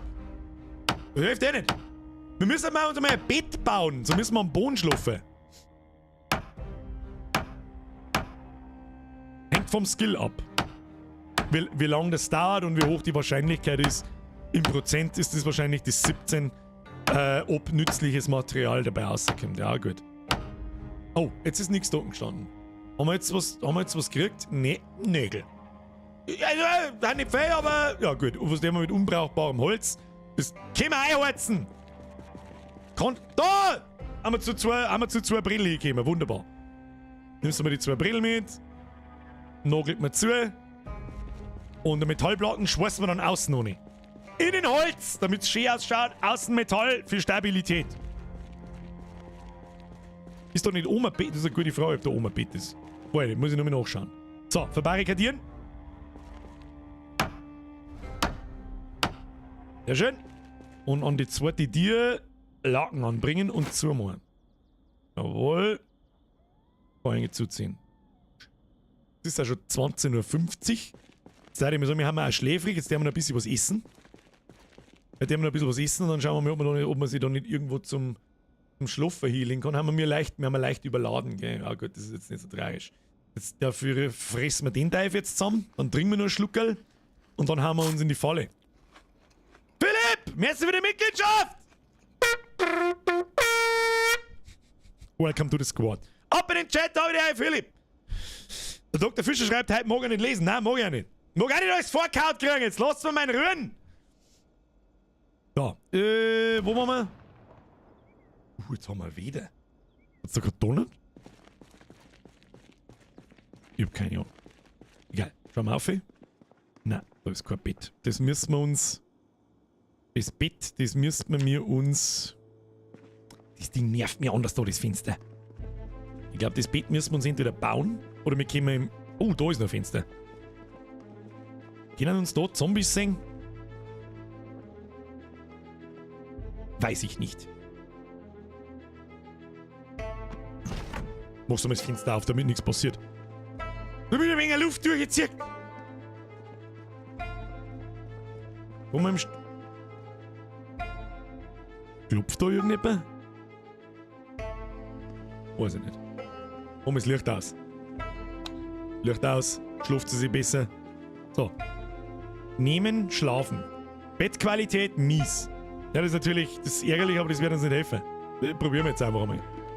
Schlafen, wirklich schlafen, ja. Hat er da jetzt den Stuhl dafür hergenommen oder nicht?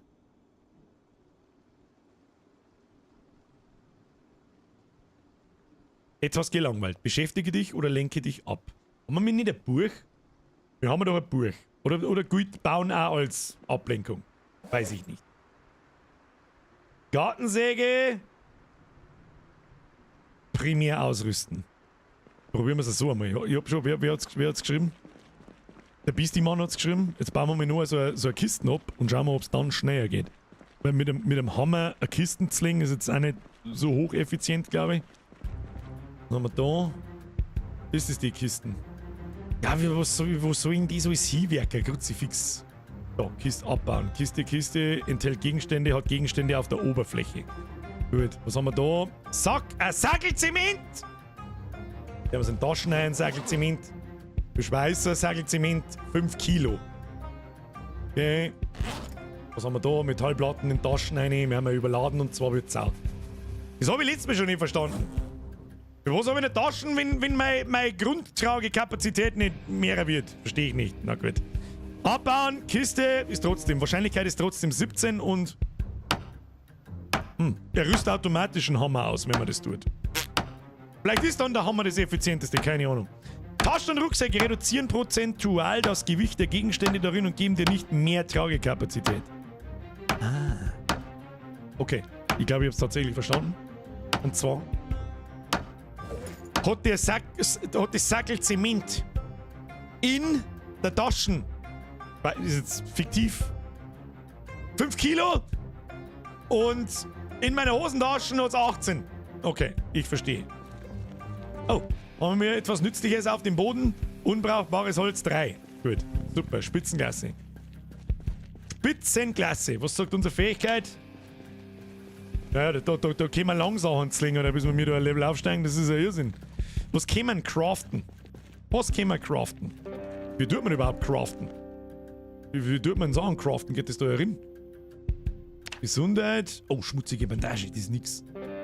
Kruzifix, das ist nix. Oh, wir haben aber auch geheilt. Wir haben wieder fit. Bandage waschen. Bandage reinigen. Dann waschen wir mir uns einmal. Mit Drehkamin. Befülle Kochtopf mit Wasser. Das ist eine gute Idee. Und dann stellen wir ihn da hin. Wird das Wasser schlecht?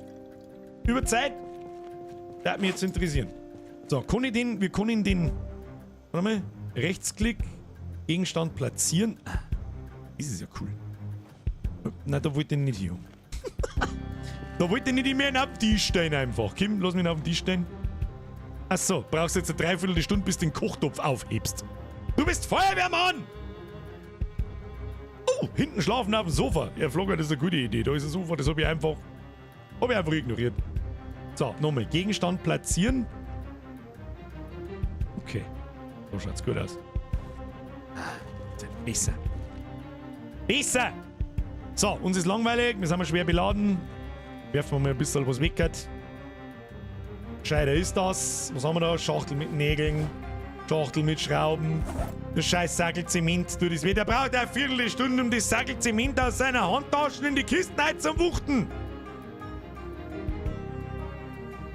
Eigentlich bis wir das durchsortiert haben, dabei geht die Welt unter. Aber egal! Gut Ding! Will Scheide haben muss, weißt du.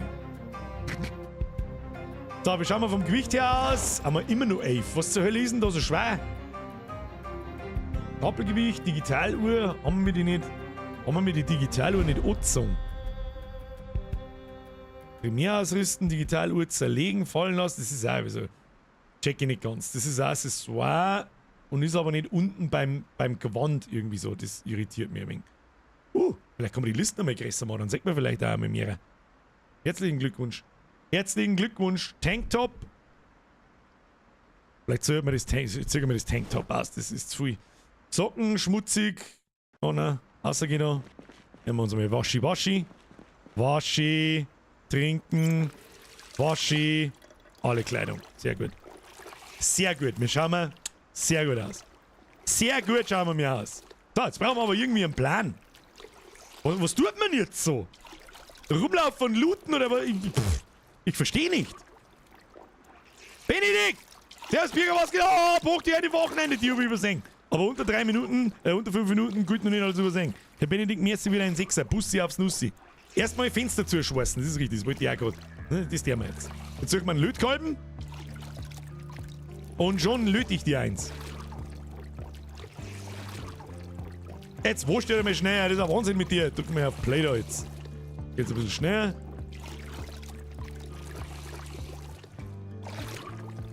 Wasch mal deine Hosen, schau dir an, wie du ausschaust.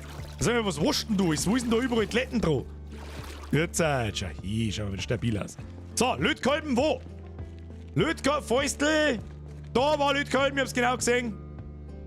Ja, also das Inventarsystem ist jetzt noch nicht so, bin ich noch nicht so konform damit, aber gut. So, Lötkolben. Brauche ich zu dem Lötkolben noch irgendwas? Wassermasken nehme ich noch mal mit, keine Ahnung. Die Metallplatten. Metallplatten schiebe ich mal in die Taschen rein. Oh, das sind 2. Ja gut, hilft ja nicht. So mit Nägeln in die Taschen rein. Brett in die Tasche. Wer kennt's nicht? Das sogenannte Schweißstäbe. Metallstange. Ja gut, da müssen wir Schweißstäbe suchen. Ich weiß auch nicht. Haben wir sie ja noch nicht gefunden. Ich habe eigentlich, das waren so über eine runde Dinger, glaube ich. Ja gut, müssen wir durchgehen. Wird nicht helfen. Da, stopp, da waren wir.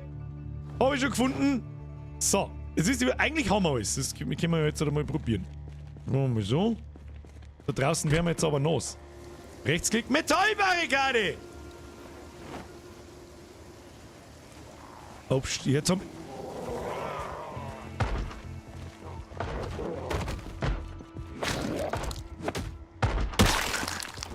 Lass du meine Barrikade stehen, du Arschloch!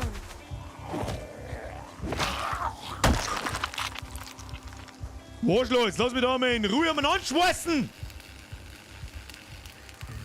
Da! Das merkt... Okay, ist einfacher gegangen, als ich dachte. Fertig.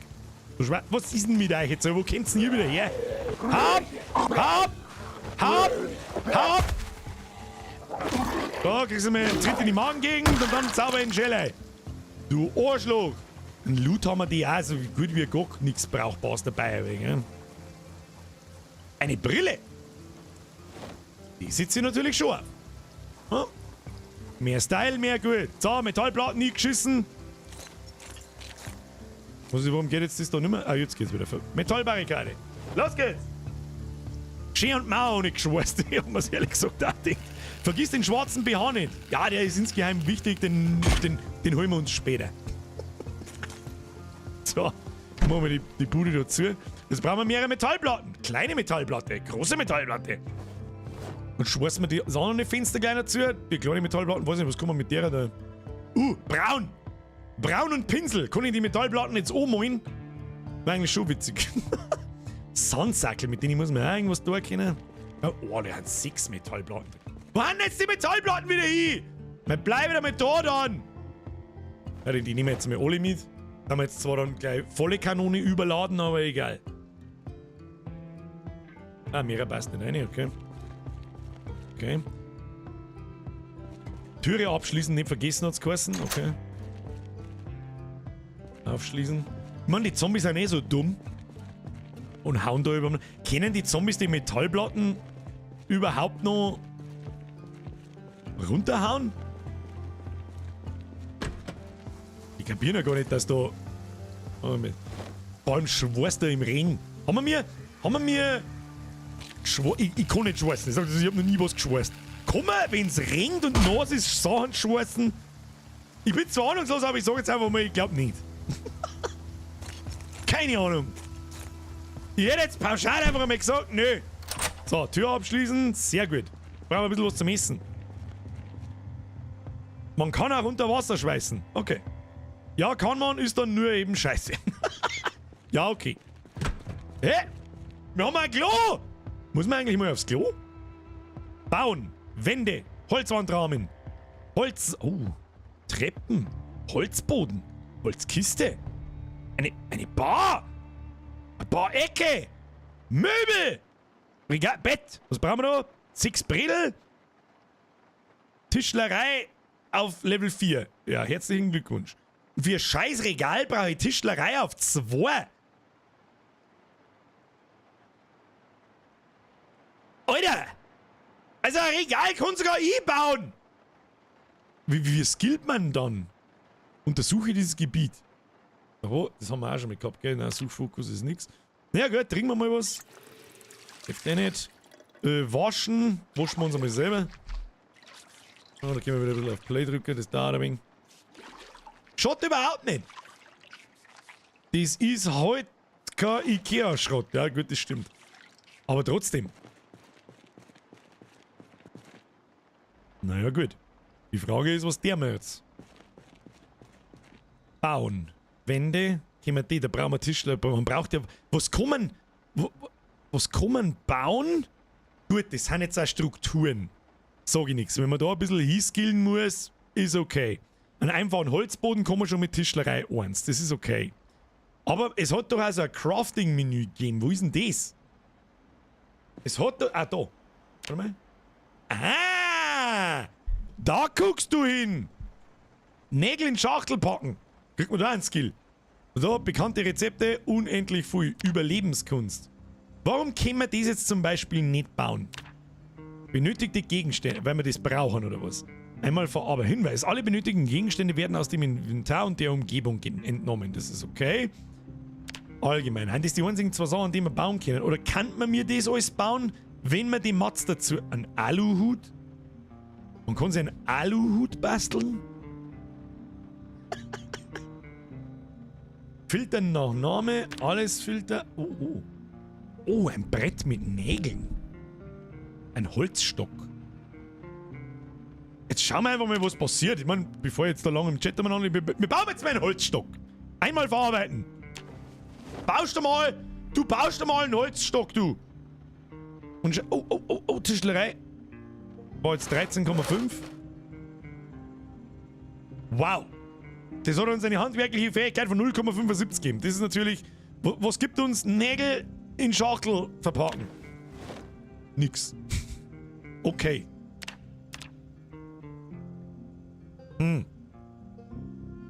Zwecks die Außerirdischen aus Science. Ja, dann nehme ich lieber den nehme ich. Baumstamm zersägen. Ah. Das heißt, wir könnten jetzt das Beil nehmen. Wir könnten jetzt das Beil holen, am Baum umhauen. Was uns mit Sicherheit Fitness und Stärke und lauter so einen Scheiß gibt. Und dann, das tun wir jetzt, das sagt der Ibis. Jetzt holen wir, wo war denn das Beil? Geb Beil. Oh, wir haben maßlos überladen, Kinder. Maßlos überladen. Metallplatten, alle 5 weg. Säge plus Baum, kriegen wir hin. Achso, mit der Säge geht auch ein Baum umhauen. Okay, das Beil wird unsere Hauptwaffe. Macht bis jetzt am meisten Schaden. Und das wird unsere Primärkisten fürs erste Mal. Da nehmen wir mal die wichtigen Sachen ein. Das Essen, die haben wir da mal außer und in den Kühlschrank ein. Außerdem müssten wir was essen. Ja, haben wir schon wieder voll drin. Da, Dosenöffner, her mit dem Schund. Frische Zwiebel, Feuerzeug, Grillbürste, die haben wir einkich. Da. Schlaftabletten, Schutzhelm, haben wir alles da. Wir haben alles da. Sehr schön. Ab in den Kühlschrank mit dem Schund. Hauptsache, wir haben schon wieder dreckig vor bis und bei jedem Scheiß. Da schau hin. So. Das ist eine Lunchbox. Orangenlimonade. Frische Banane. Willst du eine Banane? Ja. Ich will keine. Okay, Birger, halt's mal. Frische Zwiebel, der haben wir da rein, damit es frisch bleibt. Der wird Banane essen. Banane, eine ins Maul und ein Stück Kuh. Hebt die Stimmung, Kinder. Jawohl. Haben wir schon fertig. Grillbürste in den Kühlschrank, wo auch sonst hin. Was tun die? Was passiert denn da? Also wir essen immer noch ein Stück Kuh, Entschuldigung. Ja. Oh. Wir haben wohl genährt. Ein anhaltender Heilungs- und Stärkeboost. Das hat mir noch keiner gesagt beim letzten Mal. Steff, ich hab dich schon wieder übersehen. Halt halt Birkberg. Was mich interessieren darf, ob man die Zombies alle auf einen Haufen legen kann und dann anzünden.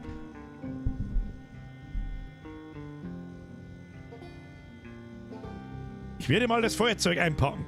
Ja, ich habe einer schon verstanden. Tun Sie sich mal nicht hinunter. So, jetzt machen wir Feuerzeug, haben wir das Feuerzeug dabei. Wie beladen? Wir haben ja immer noch gnadenlos überladen. Tut Holzsteckern da rein. Die Kugelsieger, die Westen, die brauchen wir jetzt auch nicht. Schweißermaske, weg. Schweißstäbe, weg. Bandage, lassen wir mal dabei. Schachtel mit Nägel, weg. Doppela. Lötkolben, weg. Alan Steves Schlüssel. Den haben wir gefunden. Nein, das ist ja unser eigener Mirrors, Alan Steve. Wie hat der letzte Depp geheißen? Weiß ich nicht. Weiß ich nicht mehr. Das scheiß Holzbandel, tu es aber, das braucht jetzt kein Mensch. 666 ist jetzt in der Tasche noch was drin. Die Karten, die tun wir in unsere Hosentaschen rein. Die wiegt eh nichts und die Nägel, die tun wir auch noch rein. Brauchen wir jetzt auch nicht. Bandage, wiegt nichts. Gartensäge in die Tasche. Hammer in die Tasche. Kugelsichere Weste. Anziehen. Z-Salz, ja gut, das verringert dann wahrscheinlich bloß wieder das Gewicht, aber die lassen wir es einmal lieber drauf. Wer weiß, was alles passiert. So, Feuerzeug! 1 nehmen. So, jetzt gehst du mir her, aber wir tragen die Leiche zuerst weg, wir zünden nicht wieder unser Bude, okay? So, Leiche nehmen. Tragen wir mal die Toten auf. Oh, ich glaube, hab ich gerade einen gehört?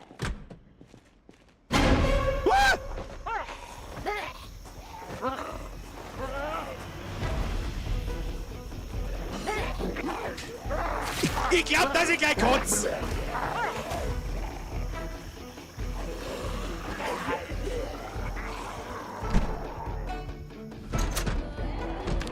Gut, wir haben nicht bissen worden.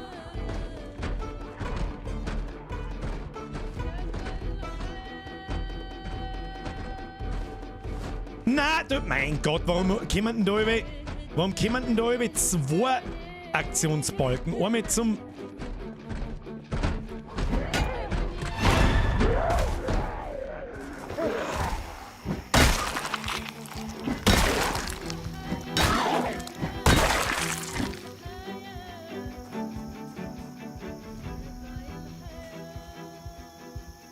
Arschlöcher! Wo haben jetzt die Leichen? Was ist denn jetzt passiert? Wo ist denn jetzt eigentlich die Leichen hingekommen, die ich aufgeglaubt habe? Habe ich die fallen lassen oder wie läuft das? Leiche nehmen. Leiche nehmen. So, jetzt gehen wir mal da her so. Und dann Leiche fallen lassen. Okay. Und noch mehrere drin? Da sind auf alle Fälle noch mehrere drin. Leiche nehmen. Fallen gelassen neben der Kiste. Ach so, habe ich gar nicht mitgekriegt. Ich war leicht in Panik. So, Leiche fallen lassen. Hintengraben, untersuche Gebiet. Ja, wie kann man das jetzt bewerkstelligen? Im Behälter packen, Leichnam, favorisieren, Was für ein Geräusch gibt's der Hund? Primär ausrüsten. So. Wenn ich da jetzt hergehe, Leiche nehmen. Na, kann man die anzünden? Musst du deine Wunde verarzten? Nein, da ist unser Gesundheitsstand, wir haben okay. Wahrscheinlich, vielleicht hat uns unsere Kleidung irgendwo vor einem Biss geschützt. Hat sich schon rentiert, dass wir die scheiß Westen lassen. Hat sich schon rentiert. So, Leiche nehmen, schaffen wir den Scheiß da aus. Was ist denn jetzt da? Tu mir Leiche nehmen jetzt da. Nehmen, sehr gut. Leiche fallen lassen. Wunderschön. Wunderschön. Da haben wir noch eine herin. Das ist nicht. Kann man eigentlich mehrere wie eine Leichen nehmen? Kann man mehr wie eine Leichen nehmen, weil vielleicht ein bisschen für aufschließen? Nein.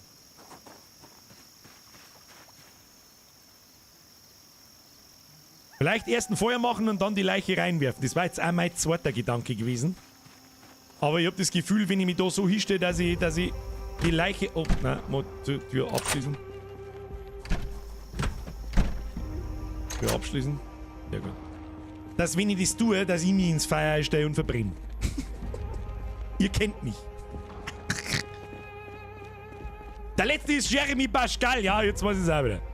So, erstmal was trinken. Wir schwitzen mal ein wenig, aber gut. Haben wir uns auch sauber aufgeführt. So, Brechstange. Kann ich die jetzt einmal da... Ja, ich kann die Brechstange da unten reinziehen. Herzlichen Glückwunsch, endlich das auf dem Rücken tragen. Sehr gut. So, was wollt ihr jetzt eigentlich tun? Es gibt so viele Sachen zum tun, ich weiß nicht, was soll ich machen?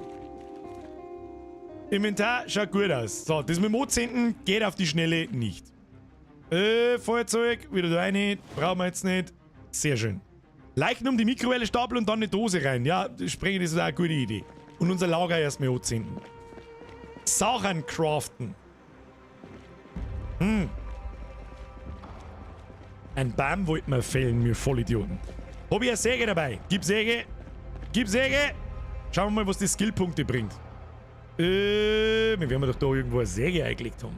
Ah, Gartensäge, gut, Gartensäge haben wir in der Dash. Haben wir schon dabei. Haben wir schon fort. So, wir lassen da auf, weil es eh wurscht ist. Da sitzt der Zombie-Sepp. Oh shit, Alter, da geht's zu dem Affenstall.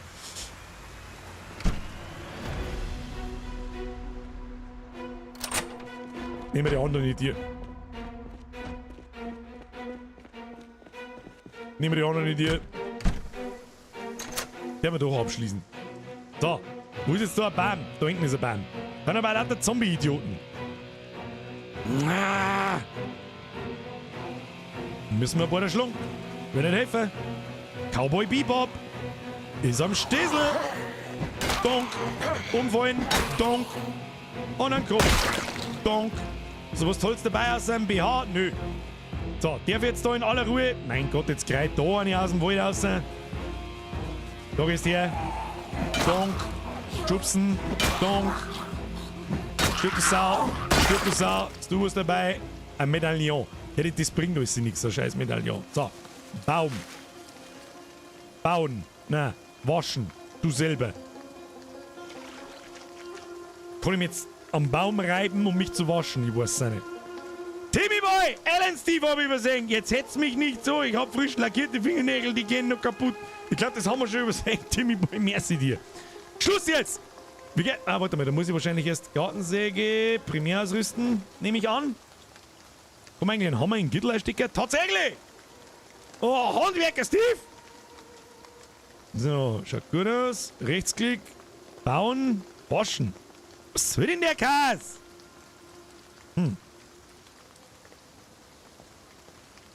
Trinken. Weiß ich nicht, hab ich jetzt aus der Luft getrunken. So. Ja, Game. This is not how it works. Wir können jetzt da bauen. Vielleicht unter Sonstiges oder so. Holzkreuz, na. Nur einen Baum hauen. Kann einen Baum schubsen. So, den haben wir her. Da. Donk. Ja, gut. Mit der Gartensäge läuft das wohl nicht. Die kommen wir übrigens auch nicht daher, ne? Naja, gut. Dann werden wir uns wohl eine Axt holen müssen.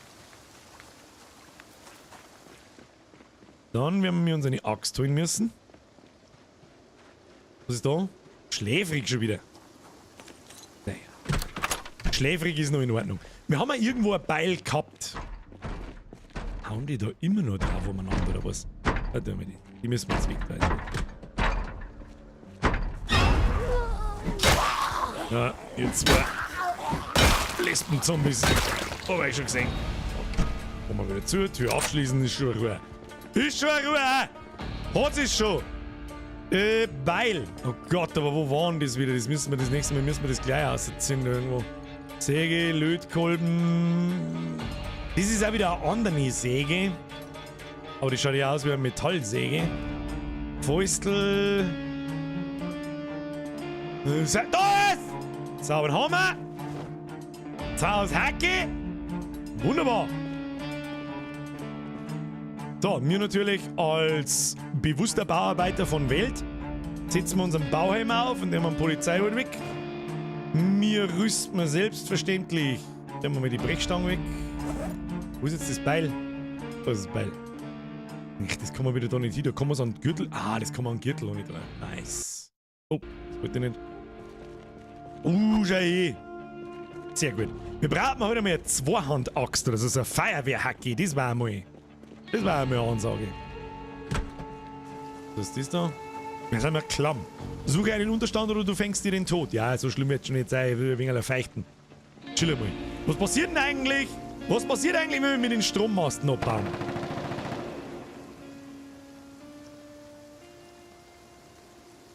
Was war das? Da hat doch jetzt gerade ein MG geschossen. Rennen da andere... Also ich spiele nicht Multiplayer. Rennen da andere Leute umeinander? So weit waren wir noch nicht. Waschen, du selber. Da liegt da ein Stück Holz am Boden. Und das was? Untersuche das Gebiet mit Händen graben? Nein. Und mit Baum. Mit den Händen graben untersuche ich das Gebiet. Gebaut, Wände, ne? Haut nicht hin. Oh, Zombies. Nein. So, gleich mal das Hacke testen.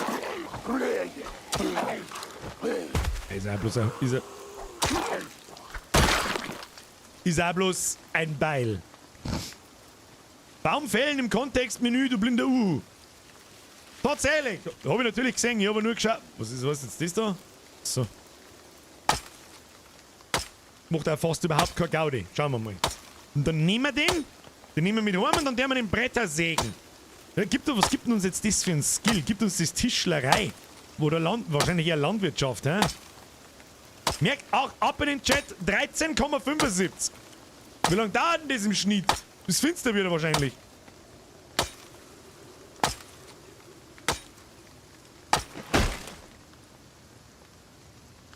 Metallbearbeitung? Nein. Landwirtschaft? Nein. Instandhaltung? Nein. Das gibt uns einfach gar nichts. Gibt's einen Axt-Skill? Nein, ja, der Axt-Skill, der aber halt Sinn machen einigermaßen, gell? Nehmen, Baumstamm, alles nehmen. Da werden wir gnadenlos überladen. Oh, wir sind leicht überladen. Ganz leicht. Etwas unwohl. Schalte einen Gang runter. Okay, chillen wir mal. Ja, die über die Straße werden wir es schon schaffen. Naja, gut. So werden wir nicht skillen. Aber, wenn sie jetzt vielleicht nicht duschen da einmal, was ganz super toll war, dann kann man uns da in den Wald hocken, die Baum umhauen und da draußen ab sein, dann müssen wir es nicht umeinander tragen. Abschließen. Ja, jetzt gehen wir da her und dann werfen wir es einfach da so her. Machst du mal den Baumstamm. Baumstamm auf der Boden. Achso, die schüttelt aus dem Hosensack dann raus, keine Ahnung. Und jetzt bauen. Nehmen, Baumstamm, na, tu mir Säge, Gartensäge ausrüsten. Da hat sie vorher geheißen, die braucht man. Und dann war es aber im Crafting-Menü, oder? Baumstämme entstapeln. Stapeln mit 4 Baumstämmen.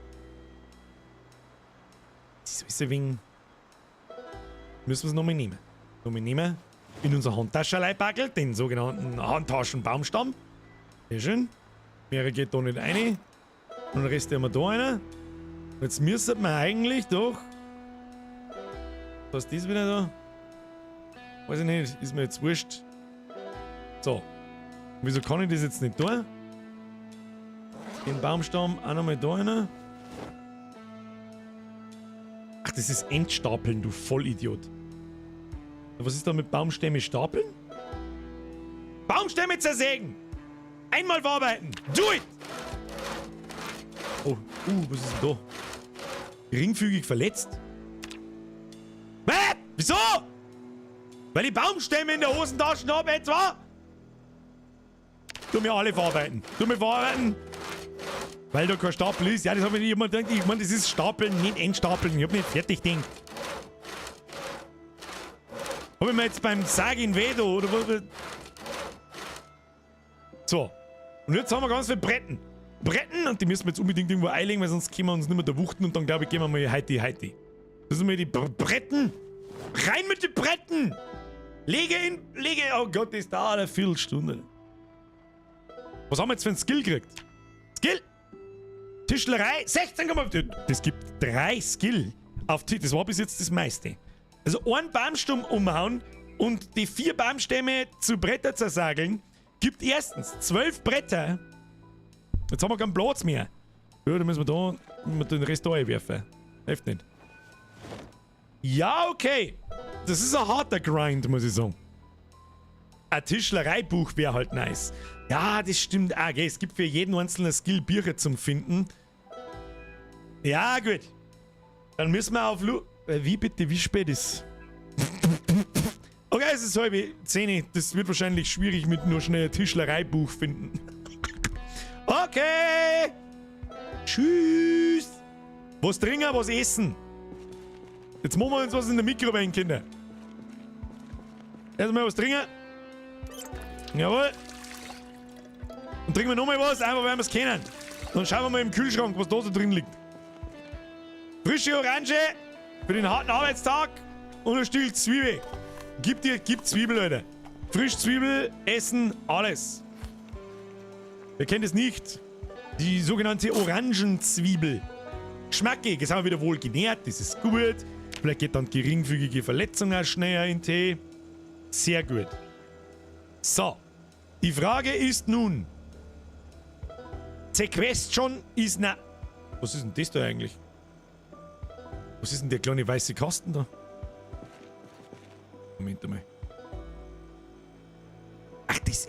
Der Kühlschrank oder Gefrierfach. Verstehe ich das richtig?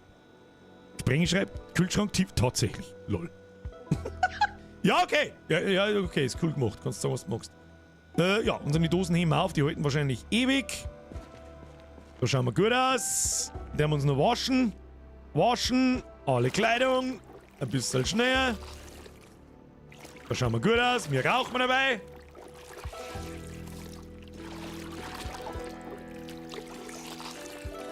Das ist Evi, das muss gelangen. Und dann gehen wir auf die Couch und der wir heiteln. Fertig waschen. Schaffen wir das noch vor 12. Wie lang ist denn eigentlich ein Schlafvorgang? 8 Stunden? 6 Stunden? 5 Stunden? Keine Ahnung. Waschen. Wir uns selber. Das dauert auch gefühlt ewig. Also dauert es ewig. Da wollen wir noch mal schnell auf 4 laufen lassen. Schaut überhaupt nicht. Da, wunderbar. So, ab aufs Kanapee. Erstmal eine Runde heiteln. Was muss denn da? Da gelangt da, wenn ich rechtsklick auf... Ich meine, ich kann ja auch da... Ach ja, okay, schlafen, ausruhen, bauen, untersuche, abbauen. Ausruhen. Haben wir mir nicht... Ja, müssen wir schlafen. Ja, was mich nur interessiert, Schlafqualität mittelmäßig. Ja, das ist besser für mies. Schlafen, jawohl. Ah ja. Man sagt ja keine Animation, dass er sich wirklich hinlegt oder so, aber gut, das ist ja wurscht. So, haben wir wieder gut dabei. Wir haben sehr stabil. Was brauchen wir jetzt? Hat's jetzt aufgehört zum Duschen draußen? Herrgottselig. Dann gehen wir mir jetzt aussehen, Bam umhauen, hersagen. Bam umhauen, hersagen. Und schauen wir, was passiert. Dazu werden wir unsere Rangerjacke ausziehen, damit uns nicht so schnell... Rangerjacke ausziehen. Oh, ich höre schon wieder Zombie-Seppen draußen. Oh, das machen wir mir im T-Shirt, damit nichts passiert. So, machen wir so. Machst du das wieder zu? Ja. Sehr schön. So, wo sind die Zombie-Äumel? Da sind die Zombie-Äumel. Zombie-Äumel. Tust du mal das Hacke raus. Schubserer.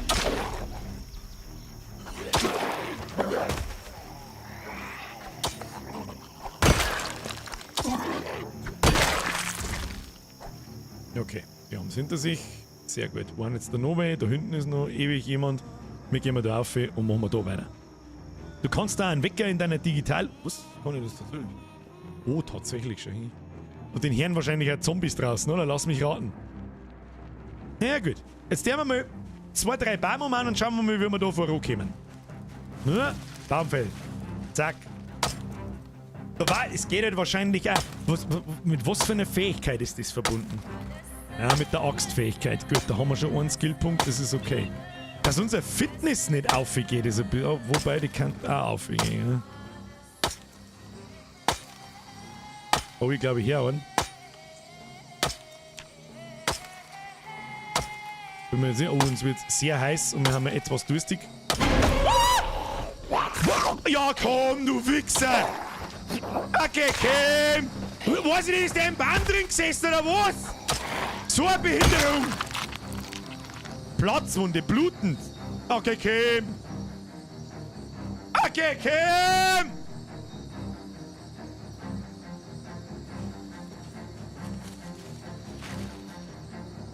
Ja, Kim, du sag ihn, Alter, was weiß ich. Ich hab ja auch einen Grunzen gehört, aber dass er halt ist er im Baumstamm drin gewesen, oder was?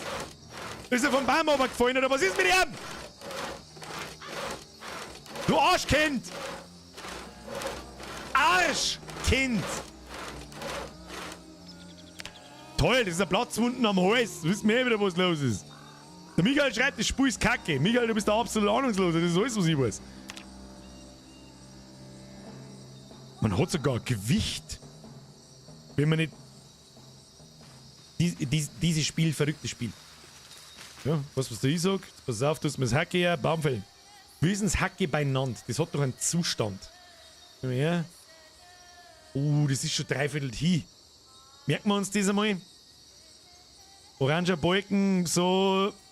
ein Viertel Haltbarkeit haben wir noch. Schauen wir mal, was passiert, wenn wir einen Baum umhauen. Darum erst den Baum vorher schütteln, dann fällt so. Ich hab doch vorher ohne Kaudinarisch an den. Wir sind nicht rausgefallen, der Grip.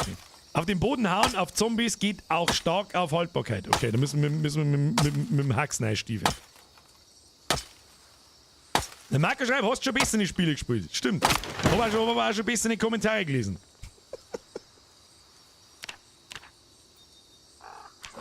Was sollst du sagen dazu, Alter? Das ist der Sinn, gut. Das wollten alle sehen. Da, Bredel hergewichst. Fähigkeiten, Tischlerei. Es geht zumindest ein bisschen was vorwärts. 22. Es darf schon gehen. So ist es nicht. Aber etwas durstig, geringfügig verletzt. Kruzifix. Moderate Verletzung. Das ist halt auch so ein... So, Zustand. Jetzt ist das Hacke halt kaputt. Okay, also mit dem Hacke Bam umhauen, kommen wir nicht weit. Kaputtes Beil, können wir gleich wegschmeißen, können wir gar nicht brauchen. Da liegen jetzt 21 Bredel. Ja, das werden nicht helfen, die werden wir jetzt mitnehmen müssen. Werden nicht, nimm sie alle mit. Nimm sie mit, die tragen wir einmal über die Straße, aber das schaffen wir. Das schaffen wir. Wie viel wiegen da uns? 3. Vorher haben wir mehrere dabei gehabt. Mehrere dabei gehabt. Geschmackssache hat er aufgesagt und nicht so beißen, das ist richtig. Vor allem das, was ich dazu sage. Wenn es euch nicht gefällt, oben rechts der X-Button! Nitro King hat Ahnung. Ah ja, und übrigens, ich darf nächste Woche gerne auf Malle fliegen für 2 Wochen. Kannst du bitte ein bisschen eindonaten damit, weil ich hab aktuell keine Kohle nicht, Alter. Das ist so utopisch, Mann. Wer übrigens nicht weiß, von was ich rede, es war ein Witz. Wer weiß, von was ich rede, es war kein Witz. So.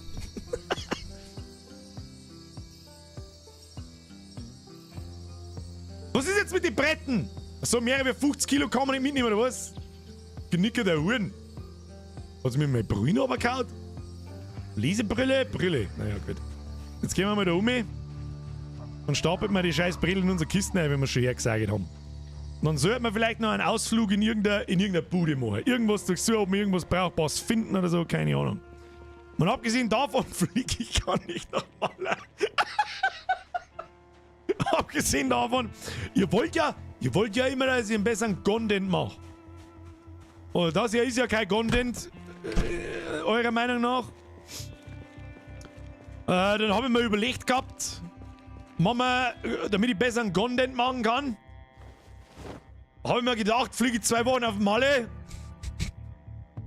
Die Kohle für Malle, wenn er dann beieinander hat, siehst du 2 Hochkant-TikTok-Videos, wo er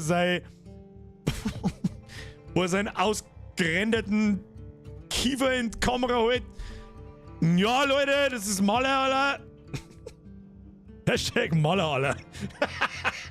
Heute einmal nicht weiter drüber reden. Nein, Schluss. Psst. Psst.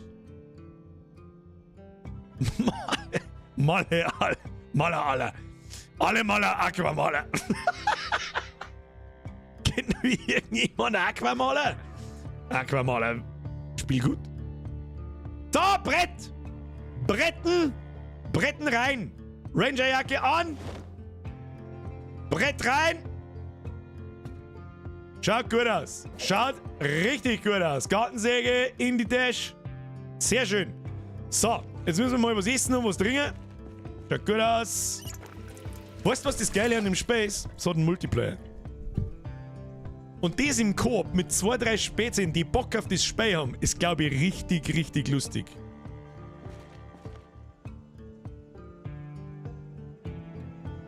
Ist, glaube ich, richtig, richtig lustig. Da, schauen wir so. Frisches Stück Zitronenkuchen. Reingondeln ins Fressbrett. Die Dingsanzeige von seinem Beschäftigungsbalken kann ein bisschen größer sein. Geringfügige Schmerzen. Klamm. Haben wir mir nicht irgendwelche Medikamente, wenn wir Schlaftabletten gehen? Das hilft uns aber nichts. Schmutzige Bandage entfernen. Bandage reinigen. Kann man Bandage desinfizieren? Platzwunde blutend. Oh shit, wir müssen Bandage drüber. Na, hilft nicht, wir brauchen mehrere Bandagen.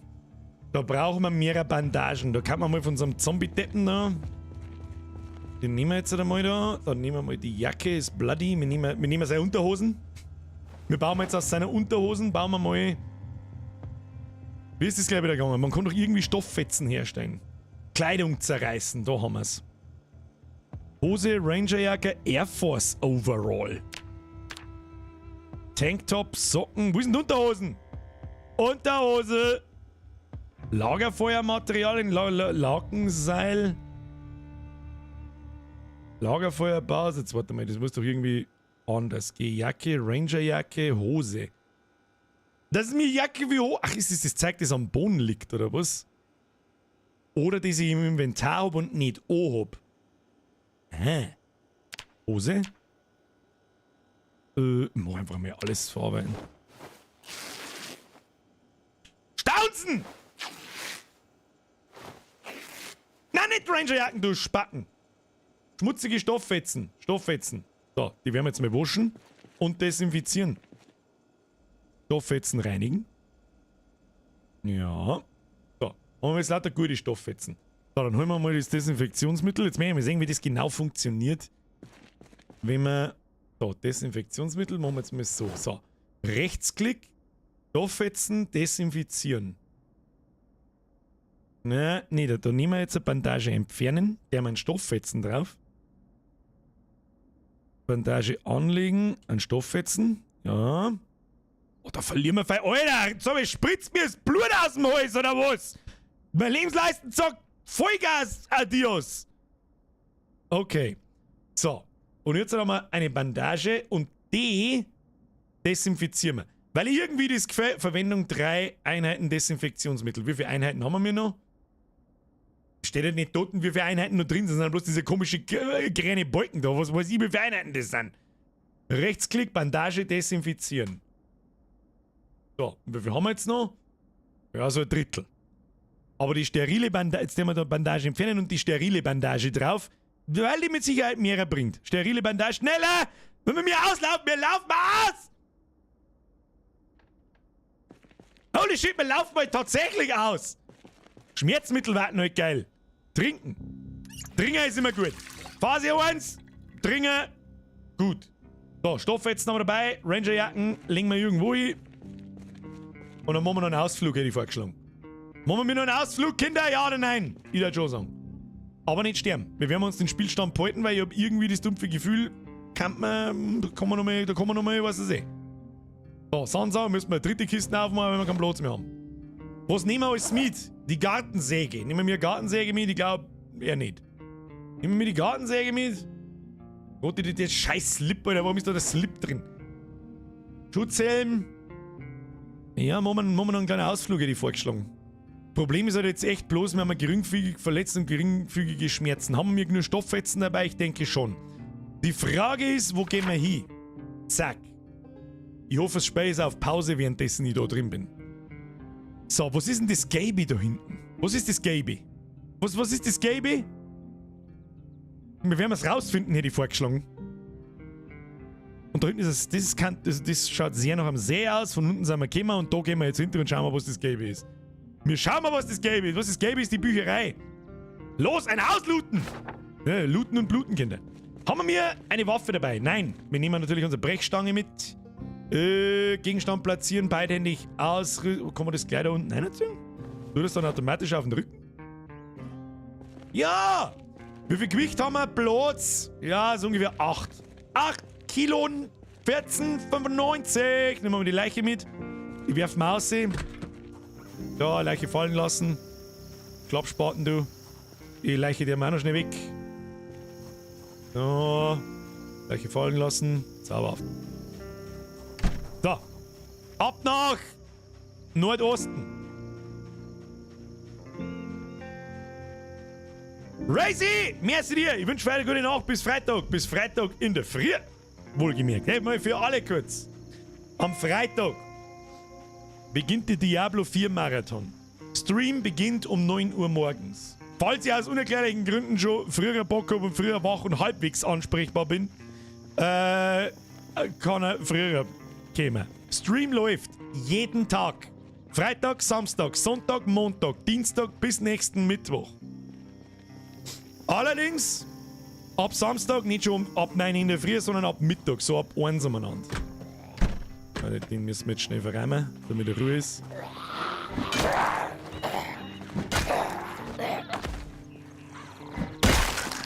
So, verräumt.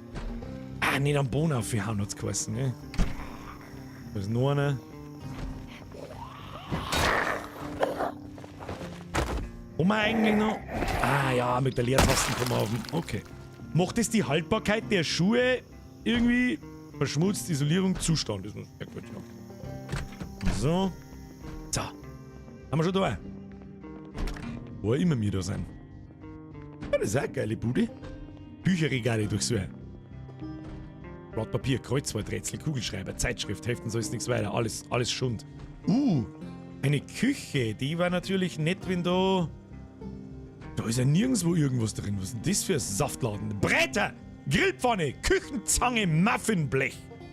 Dose mit Erbsen, nehmen wir mit. Dose mit Suppe, nehmen wir mit. Frisch ungeocht, tote Maus. Unglücklichkeit plus 30, wenn man Maus essen muss. Das ist irgendwo verständlich. Brotmesser, Geschirrtücher, Bechern, die man alles nicht braucht. Frisch gefrorene Eiscreme. It's all about ice cream. Ja, ein Haufen zeigt es mir. Essenszeug können wir überall. Das nehmen wir natürlich schon mit. Schauen wir mal.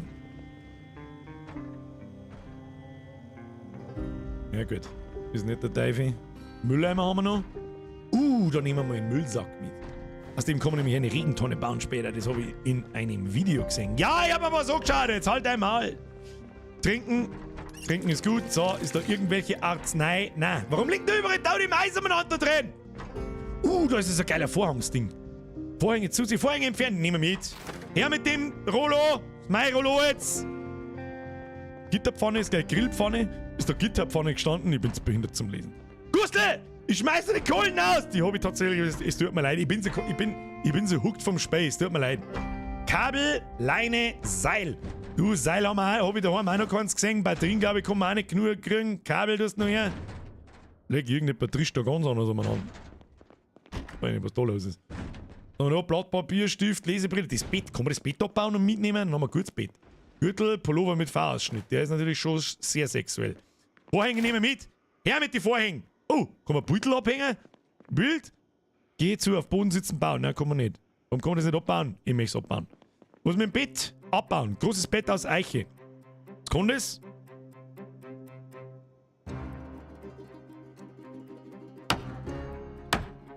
Hey, ich bring in die Bude und baue dir das Bett auseinander, du Klappspaten, du!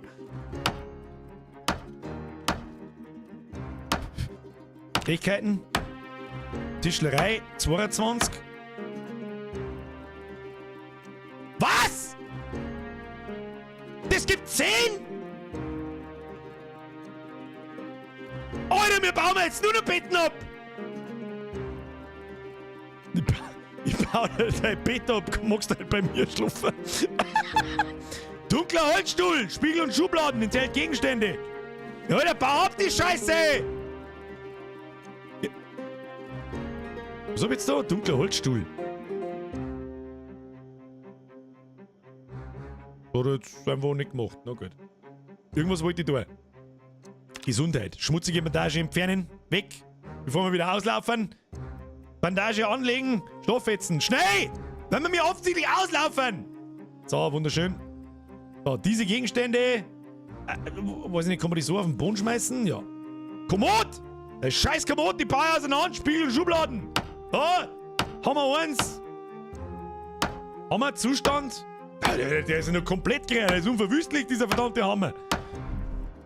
Jetzt bist du wieder sauber zu schwer. Nein, überhaupt nicht.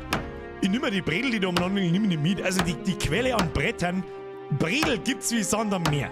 Ich weiß zwar nicht, wie viel das man später mal braucht davon. Du hast keine nutzbaren Materialien hergeschrieben. Fähigkeiten, Tischlerei, 32,5. Das gibt jetzt nicht so viel. Aber was, wenn ich den Scheiß... Ich geh vorbei und baue den Schrank gehabt und muss den ganzen Tag nackert umeinander laufen und Mongo. Taschenlampen können wir auch mehr einbackeln, sag ich dir, was ist. Und einen Hammer werfen wir am Boden, der ist eh unverwüstlich. So, abbauen den Schund. Großer Kleiderschrank, weg mit dem Dreck. Betten sind OP. Ja, Betten sind immer OP. Weg mit dem Schund. Was passiert, wenn ich den Fernseher auseinanderbaue? Wo haben wir mich da eigentlich? Das Haus war doch voll lang, oder? Wo geht's denn da nach rechts? Unten wahrscheinlich. So, wo waren wir Tischlerei? 34,5. Okay? 42! Bruder, jetzt werden Meter gemacht. Kann man den Spiegel abbauen? Nein. Tisch abbauen? Langer niedriger. Ja, herzlichen Glückwunsch. So, jetzt gehen wir da mal rundum. Gehen wir da rundum. Ja. Kommen wir da. Da kommen wir doch auf den Balkon. Was ist das für ein Balkon, wo man nicht rauskommt? Was ist das wieder für eine Behinderung? Wer hat denn das Haus konzipiert? Was für ein besoffener Uhu? Ich habe bloß einfach ein Tier übersehen. So, jetzt machen wir da mal wieder zu. Gehen wir da mal raus, weil irgendjemand. Ja, genau. Das habe ich gehört. Ja, einzelne, die einmal gemütlich umschubsen und draufsteigen. Ja, du bist gut weiter. Schuhe, Socken. Oder nix, der Krippe. Da liegt der Zusammendruschen in die. Oder der Geldautomat! Was kann der? Müllsack. Nehmen wir mit. Müllsack, der wiegt nix. Kann man den abbauen? Untersuche, bauen. Nein, kann man nicht. Was haben wir da? Da ist aber gescheit für. Schau hier. Jukebox, Motherfucker.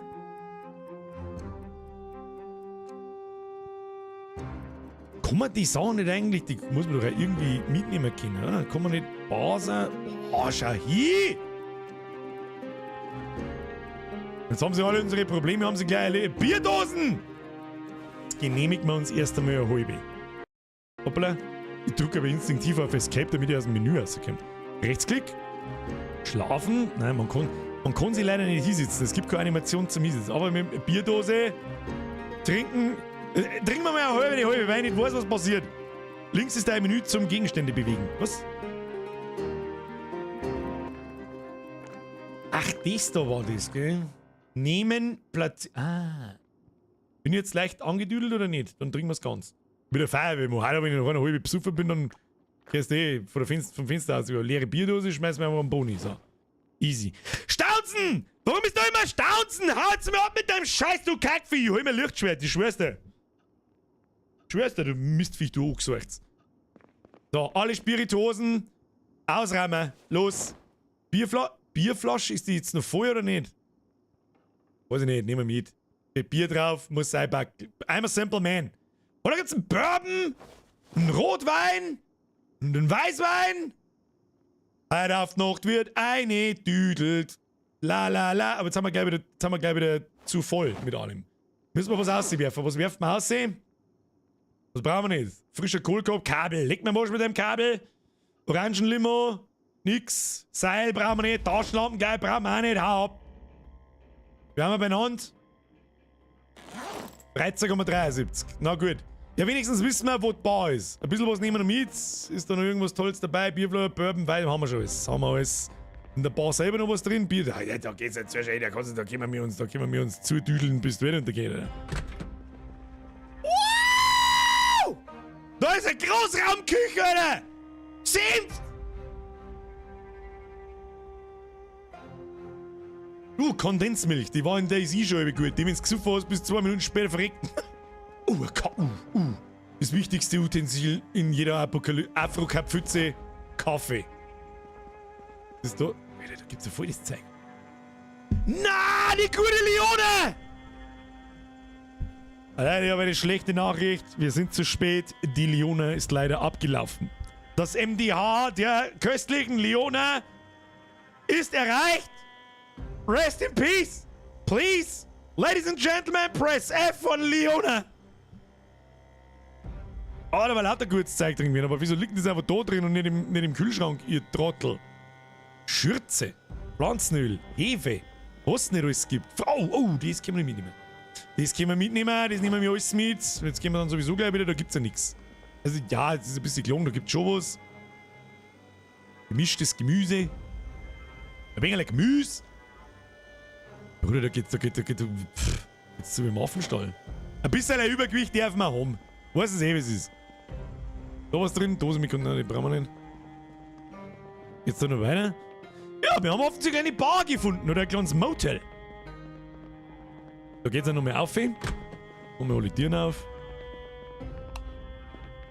Licht da. Mal da mehr einer. Da gibt's nicht einen Teufel. Aber wenn wir irgendwas halt, jetzt müssen wir aus dem Scheißeisel trinken. Oh, damit nichts passiert. Bandagen, die wir reinigen. Schauen wir auf unsere Gesundheit, schmutzige Bandage entfernen. Wir haben wieder voll, jetzt gehen wir gleich wieder aus wie ein Stück Viech. Bandage anlegen, Bandage. Oh, man kann mit Bourbon die Bandagen identifizieren, ja. Desinfizieren, habe ich gesehen. Flasche leer. Was haben wir da? Was ist das für ein Gerät? Der Gerät! Na gut, gehen wir mal auf. Was haben wir da? Jetzt probieren wir das einmal. Wir können so Items nehmen. Ja, nehmen wir mal, was haben wir da? Wahrscheinlichkeit zu zerbrechen, 75. Ja, nehmen Hartholzboden. Nein, du sollst einen Billardtisch nehmen. Da brauche ich Tischlerei Level 1. Da müssen wir doch so hart grinden, Alter. Das ist ein Wahnsinn. Was ist der Isaac? Aus frech, weißt du, frech warst, baue jetzt die Pflanzen ab. Ja, das geht wieder leider nicht. Da fehlt der Aufheben-Skill. Ich denke auch. Oder der Lucky-Skill. Naja, gut. Oh. Habe ich da einen Spielautomaten entdeckt? Geht der noch? Kann ich mit dem was tun? Kann mit dem nichts tun, gell? Schade. Das war jetzt schon cool gewesen. Da, jetzt haben wir noch einen fetten Tisch abbauen. Dunkler Holzstuhl. Bau ab das Ding! Fähigkeit, Tischlerei. Das musst du mal den ganzen Tag tun, bis auf 75 zumindest mal. Von Haus zu Haus. In die Bierregale hätten wir öfter reinschauen sollen. Vielleicht hätten wir mal ein nützliches Stufe 1 Buch gefunden. Das schaut halt gar nicht. Das kann man vom Schlafen gehen. Bis zu einer gewissen Uhrzeit kann man das lesen, kriegst Skill fürs Nix tun. Was haben wir jetzt gekriegt? 43, 25. Jetzt bauen wir den Holztisch ab. Dunkler Holztisch. Und dann haben wir dann dürfen wir uns sagen, oh, jetzt haben wir ausgelaufen. Kurz vor dem Umfallen. Wenn wir natürlich bewusstlos werden, das ist nix. Das ist nix. Ja, den Speerautomaten hätte ich gerne in meiner, aber dafür brauchen wir halt Skill 1, Tischlerei, 45, 75. Also der Tisch bringt auch nicht so viel. Also das Bett war krass. Das hat, was hat es gleich wieder gegeben? 10. Leck mir am Arsch. 10 ist eine Ansage. So, jetzt wird's finster, jetzt müssen wir heim zu. Oh, die Bude auf, damit er hier rein spazieren kann. Auf dem Weg, da schlagen wir vielleicht noch ein paar Zombie-Seppen. Jetzt müssen wir uns entladen, waschen, schlafi. Was ich übrigens zum Diablo-Stream noch dazu sagen muss, nächsten Mittwoch werde ich sprichwörtlich nach dem Stream aufstehen, meinen Koffer backeln und dann fliege in Urlaub und bin halt dann nicht da. Das heißt, am Mittwoch wird sehr wahrscheinlich der Stream nicht um 1 so fangen, sondern da werde ich versuchen, am Nachmittag einmal 2-3 Stunden zum Schlafen, damit ich durchmachen kann. Das heißt, da fangen wir halt dann später an und dafür der wir länger oder wie auch immer. Das soll der Zukunftsbürger entscheiden, aber bloß damit ihr euch auskennt. Du brauchst nicht für alles Tischlerei zum Aufheben. Verdammt, Herr Haring, das kam zu spät. Ich meine, das braucht man für alles, was einigermaßen groß beieinander ist. Tür abschließen. Sehr schön, jetzt werden wir uns noch waschen. Waschen vor ins Bett, erstmal was trinken. Sehr schön. Werden wir uns entladen. Bitte einmal entladen. Brechstangen, Karten, der Laken, der wir da eine. Ja, Batterie, der wir da eine. Das der wir alles in den Kühlschrank. Das ist alles. Wir haben lauter Essenszeug gefunden. Was tue ich da damit? Das muss in den Kühlschrank gehen, Bruder. Bruder, ab in den Kühlschrank! Und zwar fucking alles, oder? Ja, du weißt du nicht. Wie viel passt denn da rein? 40 geht, das geht ja leicht. Nehmen wir von unten eigentlich alles. Wir haben nichts anderes mitgenommen, wir lauter Fressalien. Oh, die Eiscreme. Eiscreme muss ins Gefrierfach, hab ich schon gesehen. Kriegen wir schon. Frisch Eiscreme. Die gefrieren wir wieder ein. Frischer Schmelzkäse. Kaffee, gut, der mal einen Kühlschrank, ist eh wurscht. Dosenöffner, der mal eine. So, was gefrieren wir ein? Frischen Kohlkopf, einfrieren. Frischkäse, einfrieren. Das komisch gemischte Gemüse war auch eingefroren. Die ganzen frischen Sachen, die gefrieren wir jetzt ein, weil es eh wurscht ist. Muss man den eigentlich auftauen lassen? Jo, lecker Gewürzgurken. Die haben noch nie geschaut. Hau rein! Was ist denn eigentlich mit der Lunchbox? Was kann eine Lunchbox? Eines nehmen. Kann das jetzt? Rechtsklick. Primär. Also ist das auch was, wo man Sachen einbauen kann, oder was? Ist das wie eine Taschen? Tatsächlich. Da ist eine frische Banane drin. Willst du eine Banane? Und eine Erdnussbutter-Sandwich ist drin. Das fressen wir. Hau rein, Alter! Und dann gehen wir ins Bett. Jetzt ist mir super gut. Ungekochter Lachs, eingefrieren, okay? Hab ich vergessen, Moment. Frisch, ungekocht, Lachs, eingefrieren. Der Salat, der wird schon nicht kaputt, ist mir wurscht. Limo, Bierdosen, passt schon. Merke, Bierflaschen nicht in die Tiefkühle hinein. So, nochmal was, trinken. Stofffetzen, reinigen. Waschen, alle Kleidung. Mal ein bisschen schneller. Rauchen wir dabei ein wenig. Zack, zack, zack, zack, zack. Ich glaube, er schaltet dann eh automatisch wieder auf normale Geschwindigkeit, wenn er mit seiner Aktion da jetzt fertig ist, oder? Das war eigentlich nur schlau vom Spiel. Muss ich jetzt sagen. Nie ohne Seife warte, das stimmt. Ein bisschen stimmt das. Nein, er tut's natürlich nicht. Waschen. Waschen wir uns selber noch. Schaut gar nicht. Gehen wir da mal auf Gesundheit. Wir haben ja frisch bandagiert. Das ist gut. Jawohl. Pause. Machen wir noch ein bisschen Fitness. So. Liegestütze, Sit-Ups. Machen wir Liegestütze. Da die sagen. Zeit.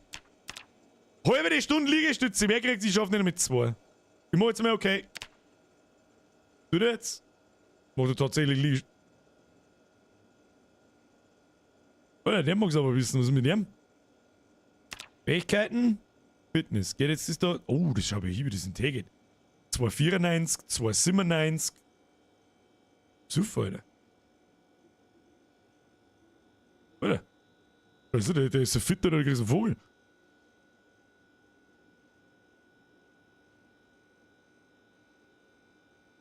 Okay.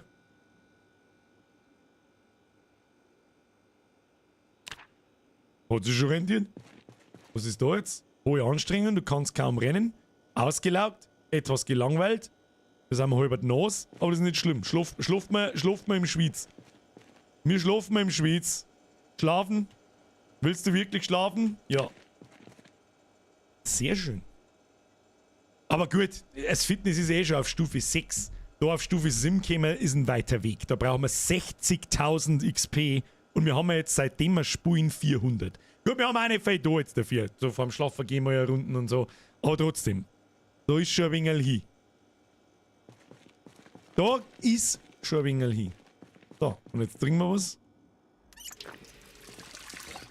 Und dann sage ich euch was. Wo bitte sind denn die 2 Stunden hin? Ich verstehe nicht. Ich verstehe nicht!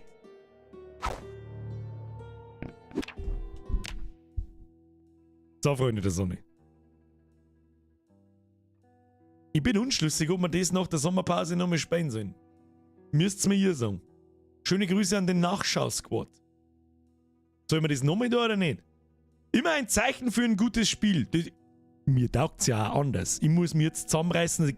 Morgen, wir müssen morgen noch eine Folge Podcast aufnehmen. Der Flo ist krank. Wir haben wahrscheinlich zu zweit morgen bloß. Das heißt, die Folge am Sonntag, da sind wir bloß ich und der Kani drin. Und dann kommen 2 Lückenfüller-Folgen. Wir haben uns eine Kommentare und kleine Horrorgeschichten vorgenommen. Und dann gehen die Folgen wieder ganz normal weiter. Und jetzt muss ich mich zusammenreißen, dass ich das Ding nicht off-stream ein bisschen weiterspiele. Zumindest morgen, weil ab Freitag ist sowieso Diablo, dann interessiert mich erst einmal eine ganz lange Zeit gar nichts anderes. Vor allem nach dem Urlaub höchstwahrscheinlich dann. Ich find's gut, also kann man es ruhig nochmal spielen. Schauen wir mal, was die Sommerzeit jetzt so wird. Jetzt fängt, wie soll ich sagen? Jetzt fängt, ja, ich sage jetzt mal das typische Sommerloch dann an, wie halt jetzt, ja. Letztes Jahr haben wir da unfassbar viel Glück gehabt mit Subnautica und mit Stray. Es hat uns den ganzen Juni, beziehungsweise den restlichen Juni und den ganzen Juli gecarried. Im August bin ich dann 4 Wochen weg. Das heißt, keine Streams, keine Videos, gar nichts. Es kommt jede Woche eine ganz kurze, so 10 Minuten, Viertelstunden Folge vom Podcast. Gut, das ist jetzt der andere Kanal, aber das ist ja wurscht. Ich sag's trotzdem dazu. Wer die aktuelle Podcast-Folge übrigens noch nicht gesehen hat, rein damit. Der Bonze schreibt, was ist mit Star Wars? Das habe ich schon lange wieder deinstalliert. Das war so schlecht, dass mir die Kotze aufgekommen ist. Es tut mir wirklich leid. Um Gottes Willen, wer Spaß mit dem neuen Star Wars-Spiel hat, hau rein, Alter. Ich krieg's kotzen. Das ist ein absoluter Clusterfuck. Absoluter... Also... Geht immer, habe jetzt 300 Stunden und kann immer noch nicht aufhören. Es ist ja das Schöne an dem Spiel. Es wird... meines Wissens passieren da ja auch Sachen, da vergingen ja Tage. Und irgendwann fällt der Strom aus. Irgendwann gibt's kein fließend Wasser mehr und lauter sehende Geschichten. Soweit haben wir heute noch nie gekommen. Weil entweder verreckt wir oder wir haben schon wieder irgendwie Bissen und was weiß ich. Vielleicht heilt es nochmal, aber das geht halt schneller, wenn man schauen kann. Abgesehen davon habe ich auch bei Star Wars sehr stark gemerkt, da birgt es ja ihr ab. Star Wars ist da herin irgendwie so ein Thema, das zieht nicht so wirklich. Hab ich gespannt. Was ist denn eigentlich aus der Liste mit den Indie-Spielen geworden? Da hat irgendjemand sich unfassbar war ein bisschen zu motiviert, fürchte ich. Ich weiß nicht, was da los war. Kurze Zeit einmal, da hat irgendjemand angefangen, Listen zum führen und was weiß ich. Und ich habe eigentlich überhaupt nichts damit zum Tor gehabt und kein Wort nicht gesagt und keine Ahnung. Ich hoffe, derjenige ist mir nicht beleidigt. Ich weiß nicht, was er treibt. Ja. Das war irgendwie seltsam dann. Dann Sachen drauf gestanden auf einer Plattform und irgendwelche komischen Spiele, wo ich mir gedacht habe, so, was ist das? Das gibt es weder für den PC noch für irgendeine Plattform. Was ist das? Dann Spiele drauf gestanden, die dann nicht mehr released gewesen und so weiter. Um Gottes Willen, please chill. Es wird sehr wahrscheinlich der Indie-Game-Sommer. Was ist mit Hogwarts Legacy? Ich habe ja schon lange deinstalliert. Wie geht's deine Ameisen? Marco, wenn du das noch 40 Mal schreibst, dann beantworte ich das vielleicht. Was ist denn eigentlich? Schöne Grüße aus Österreich, schreibt Carina. Frau Steiner! Schöne Grüße aus Niederbayern zurück. Dwifen schreibt, Star Wars ist halt so, entweder man feiert's oder es ist einem halt wurscht. Ich hab's noch angeschaut wegen dir und sind wir ja zum Glück nicht enttäuscht worden. Ja, wegen dem Mann ist jetzt gar nicht so stark, sondern da ist einfach Spiel selber, war einfach, keine Ahnung, es muss sich mit Elden Ring und Dark Souls messen und da kratzt es nicht ansatzweise ohne. Und darum habe ich gedacht, Alter, kein Bock auf 0815 Open World, Scheißdreck und tschüss. It is what it is. Der erste Teil war super, das war noch kein so Open World Mist. Oder war zumindest viertelt Open World, sagen wir es so. Aber ganz ehrlich, wenn ich in der ersten Nebenquest auf einen Endboss steuert, der mir einfach one-hittet, bei einer Animationsscheiße, die ich überhaupt nicht abschätzen kann, was er tut und was nicht. Tschüss dann, das ist mir jetzt dumm einfach. Cult of the Lamb wäre was für die vielleicht. Das habe ich schon ein paar Mal gesehen. Was wir auf alle Fälle mal ausprobieren werden, ist, sagt euch Vampire Survivors was. Sagen euch diese Spiele was, oder halt Vampire Survivor Likes Spiele. Sagt euch sowas was? Das ist so geil dumm, dass du am Anfang nicht glaubst, so, Alter, was zur Hölle ist, die müssen mich jetzt total verarschen. Bis du das Spielprinzip, bis so ein kleiner Schnackler macht, so, ach so. Und dann wirst du dermaßen angesuchtelt, dass du völlig behindert wirst, Alter. Da spreng ich der Hirn aus Autobattler, richtig. Du spielst nur passiv, so, irgendwie spielst du schon. Also wenn du nicht aufpasst, ist nur Scheißdreck. Aber ich weiß nicht, ob das zum Zuschauen was ist. Aber für einen Stream irgendwann im Sommer, für den Indie-Summer, können wir das mit Sicherheit schon mal. Ich hab gestern beim Henno, ich weiß nicht, ob das Video von gestern ist oder von den letzten 2 Wochen, glaube ich, habe ich irgendwas gesehen, wie heißt es? Halls of Torment, glaube ich. Der Halls of Torment könnte sein. Ist eben so Diablo 1, Diablo 2 Grafikstil und ein bisschen halt durchdachter mit ein bisschen mehr Mechaniken als in Vampire Survivors und so. Das hat ganz witzig ausgeschaut. Das werde ich mir vielleicht auch mal anschauen. Mal gucken. Das sind so 5-Euro-Spiele. Ja? Im Prinzip sind es 5 Euro Mobile Games. Aber sie suchten die halt hart an. How about Tarkov? Besser nicht. Tarkov spiele nie wieder nur eine Sekunde in meinem Leben. Nie fucking wieder. Nie wieder. Und wenn, dann cheat man.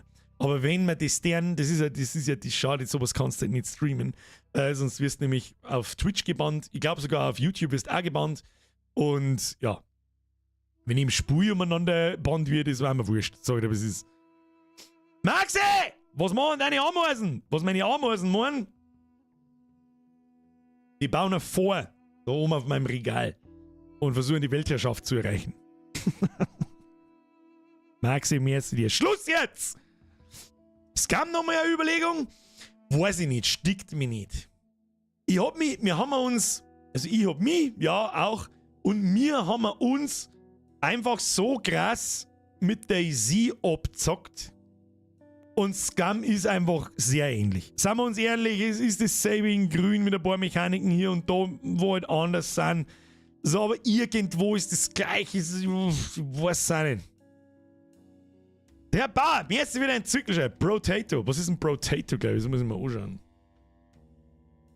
Brotato. Habe ich das schon mal gesehen? Mit Sicherheit. Bilder. Oh. Ist auch so ein Autobattler? Ist Brotato sowas wie Vampire Survivors? Ist Brotato sowas wie Vampire Survivors? Falls ihr wisst, was das ist. Was ist denn überhaupt für ein Genre? Wir kommen... Wie bezeichnet man das Genre Vampire Survivors? Ja, Vampire Survivor. Vampire Survivor-like.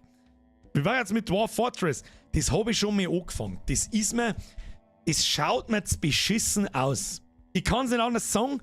Es ist ja im Prinzip der Urvater von RimWorld.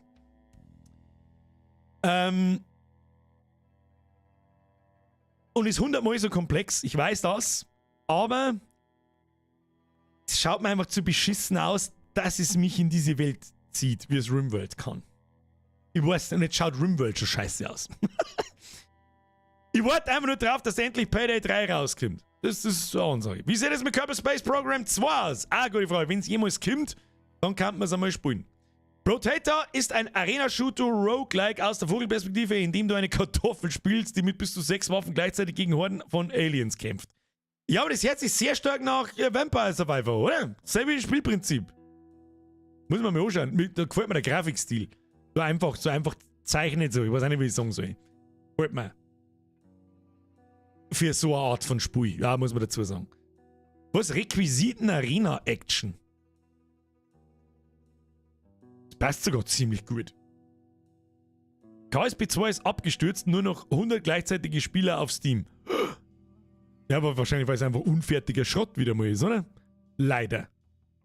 Da geht gar nichts, oder? Die Engine ist neu, das ist alles für den Arsch. Und ich weiß noch, was KSP 1 in die Early Access Zeiten, da habe ich 2015 gestreamt, was das für Probleme gehabt hat. Da hat es ein bloß so zerrissen, wenn du einen Scheiß gemacht hast. Also halt unrealistisch zerrissen. Die Raketenelemente sind einfach irgendwo umeinander geflogen, weil die Gravity nicht passt oder ein lauter so ein Scheiß. Ja, dauert noch mindestens ein Jahr, bis es spielbar ist. Ja, dann ist der Zug abgefahren. Das ist dann interessiert. Gut, hat auch schon Spiele gegeben, die haben sie aus diesem Loch nochmal herausgezogen. Aber KSP hat doch eine relativ große Community und es ist ja sehr beliebt. Und wenn, das hätte es einfach nicht braucht. Release die Spiele, wenn sie fertig sind und nicht hingeschissen, hat nur 100 Spieler und dann interessiert es keinen mehr. Black Giga schreibt: Derre, ich kenne die zwar nicht, aber endlich habe ich einen Gamer gefunden, der meine Sprache spricht. Mr. Black Giga, das hat aber lang gedauert. Da ist so einmal Zeit, hätte ich gesagt. So, gute Nacht, alle miteinander. Morgen früh geht's nach Nürnberg. Herr Franz, ich wünsche Ihnen eine gute Fahrt, gute Reise, guten Flug, guten Fußweg. Keine Ahnung, was ich was tust. Hades mir angeschaut. Ja, Hades habe ich und da habe ich auch ein paar Stunden drin. Wann habe ich das? Das ist ziemlich gut. Um Gottes Willen, das ist sogar sehr gut. Aber bis ich dann gespannt habe, du spielst wirklich sprichwörtlich immer das Gleiche von Anfang an weg, ist mir irgendwann noch zu blöd geworden. Übrigens auch dasselbe bei Dead Cells. Hab ich auch und habe ein paar Stunden damit gespielt und habe mir gedacht, so, Alter, immer wirklich genau das vom Null anfangen. Also, zum 30. Mal, na.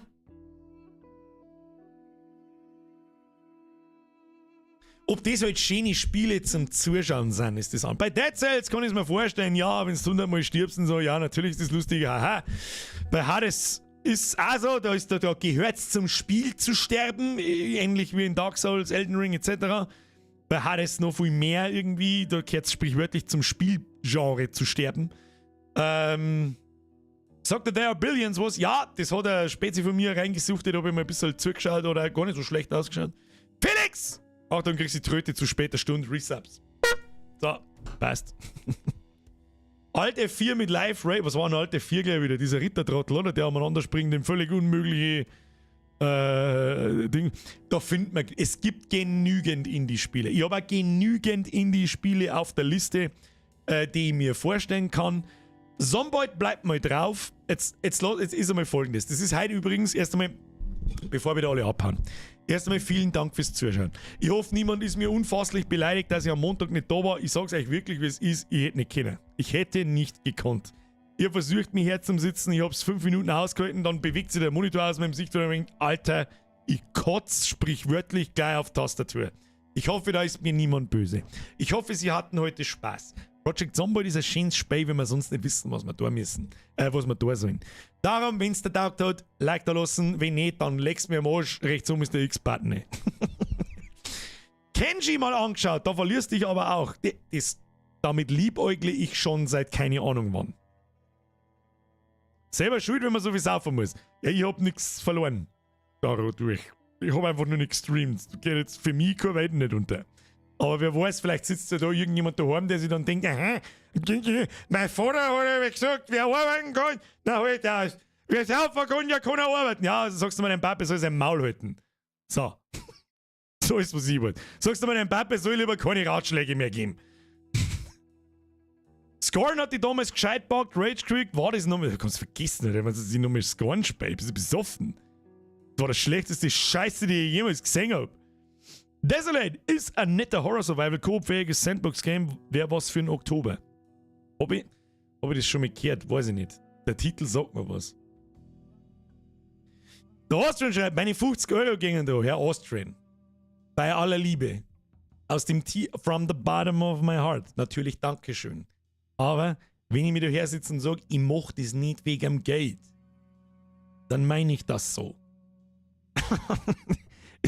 Ich hätte auch schnell kommen können, so, dann warten bis der 50er kommt, so, Leute, ich schaff's doch nicht bis Mittwoch, tschüss.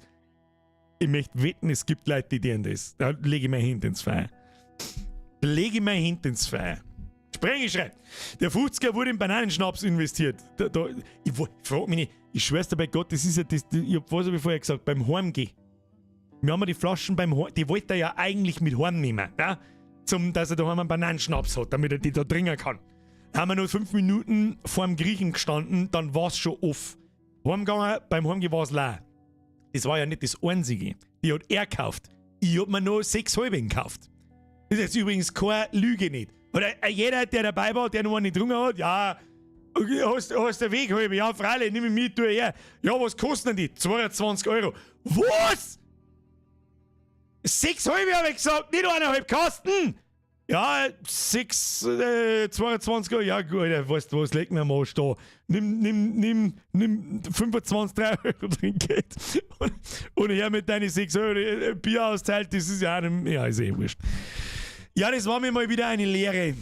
Also, der eine Tag, Saufi an einem Freitag, das geht, dass ich am Montag wieder einigermaßen beieinander bin, aber 2 Tage hintereinander, selbst mit einem Tag Pause dazwischen, vergiss es. Vielleicht hat mir aber auch bloß der Schnapser so gefickt. Da bin ich ja schwer davon überzeugt, dass mir der Schnaps so gefickt hat. Dass der einen Hauptgrund hat. Das ist einfach der Uso und der scheiß Bananenschnaps. Ich will ihm bloß drohen. Und da ist einer Ohrstamperl nachmessen. Wirklich für den Genuss ist das echt okay. Aber ein Viertel die Flaschen oder was weiß ich, bevor jeder gesucht hat, kotzt halt einfach her.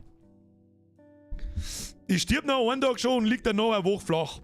Ja, so schlimm ist es nicht mehr. Also es ist ja wir haben halt früher, ich weiß ja nicht, wie es ihr sauft, aber wir haben auch auf einem Level gesoffen. Kannst du eigentlich kaum sagen. Wenn ihr meint, ihr habt zwei gesoffen, dann kannst du mitschmerzen, wenn du aus meiner Saufmaschine eine Flasche Jagermeister gesoffen hast, okay? Dann kannst du mitschmerzen. Das ist jetzt keine Übertreibung. Und das ist nicht gelungen oder sonst irgendwas, sondern dann kannst du mitschmerzen, damit du ungefähr weißt, wo wir haben. Und ich hab mir früher keine Bierräusche nicht angesoffen, weil es mir einfach zu lang dauert hat und dann hab ich da 28 Liter in meinem Ranzen und kotze so eine Fontäne, sondern ich habe der Flaschen Jackie gesoffen. Ich habe der Flaschen Captain Morgan gesoffen.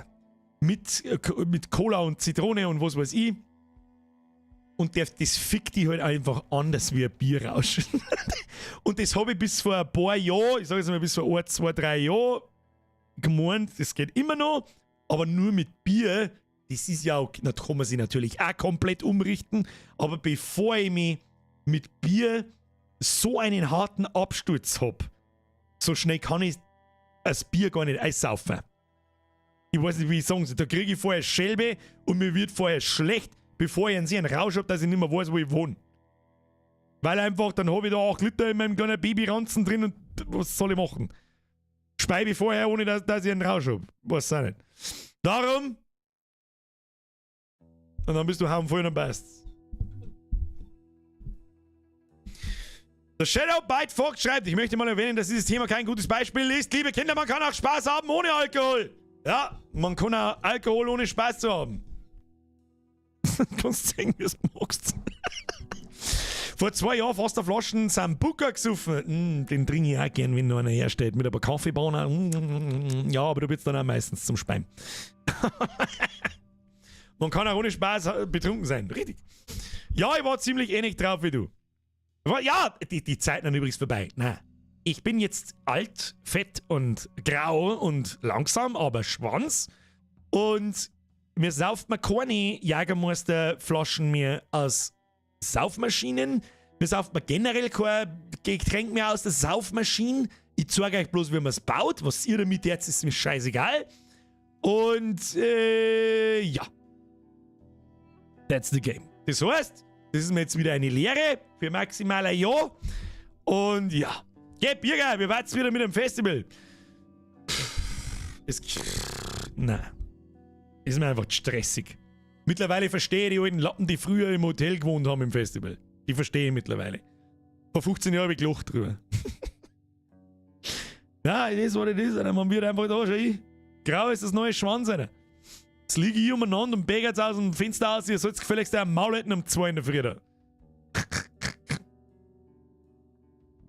Alter, Juni, Woodstock der Blasmusik. Ja, lieber, da schieße ich mich. Lieber hau ich mir ein Eispicke durchs Schulterbladel, durch beide gleichzeitig und häng mich in der Waschküche auf. So.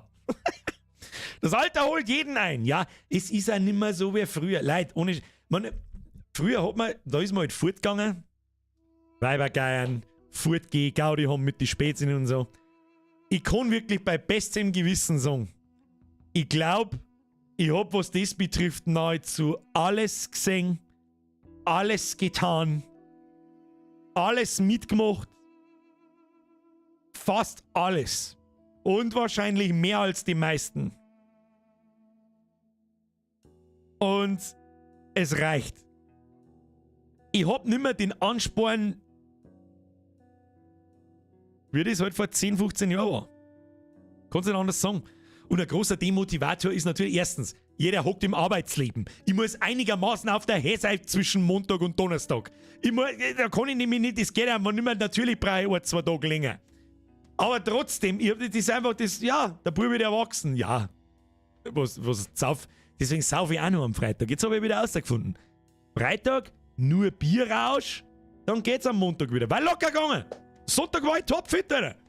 Sonst hätte ich gar nicht angefangen mit Bananenschnaps und Uso eingegangen. War locker gegangen.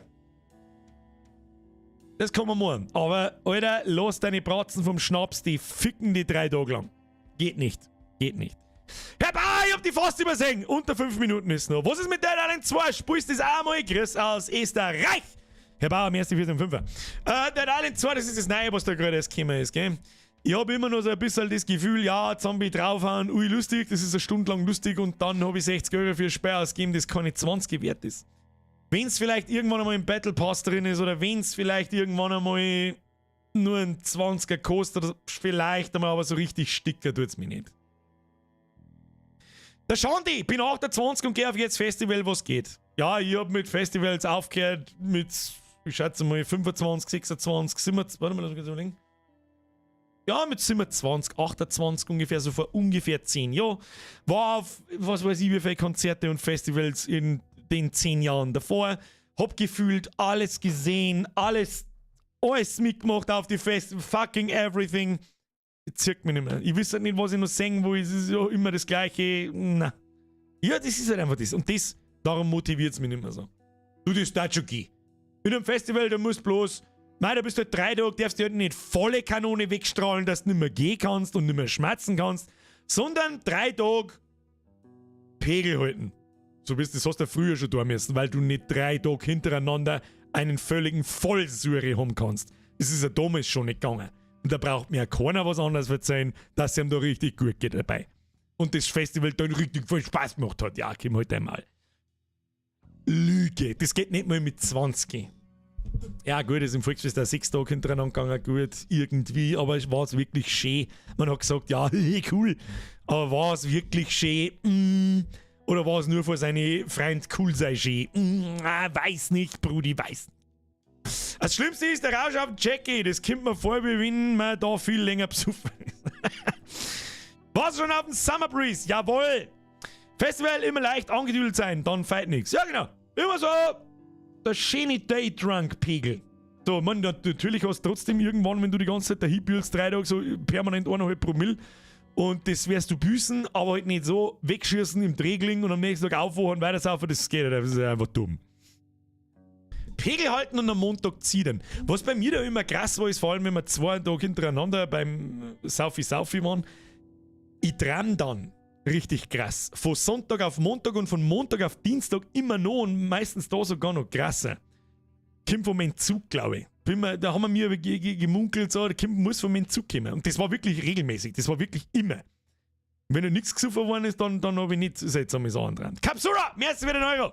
So, ich freue mich jetzt auf eine geschmeidige Feierabendunterhaltung. Steck Nachschau's-Kur. Herr Capsura, Folge war gut, glaube ich, heute. Morgen geht's auf Rock im Park. Das ist schön für die. Morgen wir den Podcast aufnehmen, dann ist Urlaub. Ja, was muss ich morgen überlegen?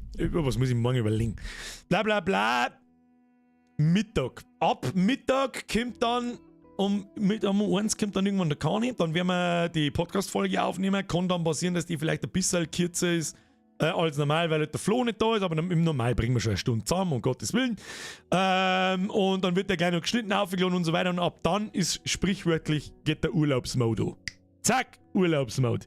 Dann gibt es kein verficktes Telefon mehr, dann gibt es keine verfickte E-Mail mehr, dann gibt es kein verficktes Homeoffice mehr, dann gibt es keine verfickten Videos mehr, gar nichts.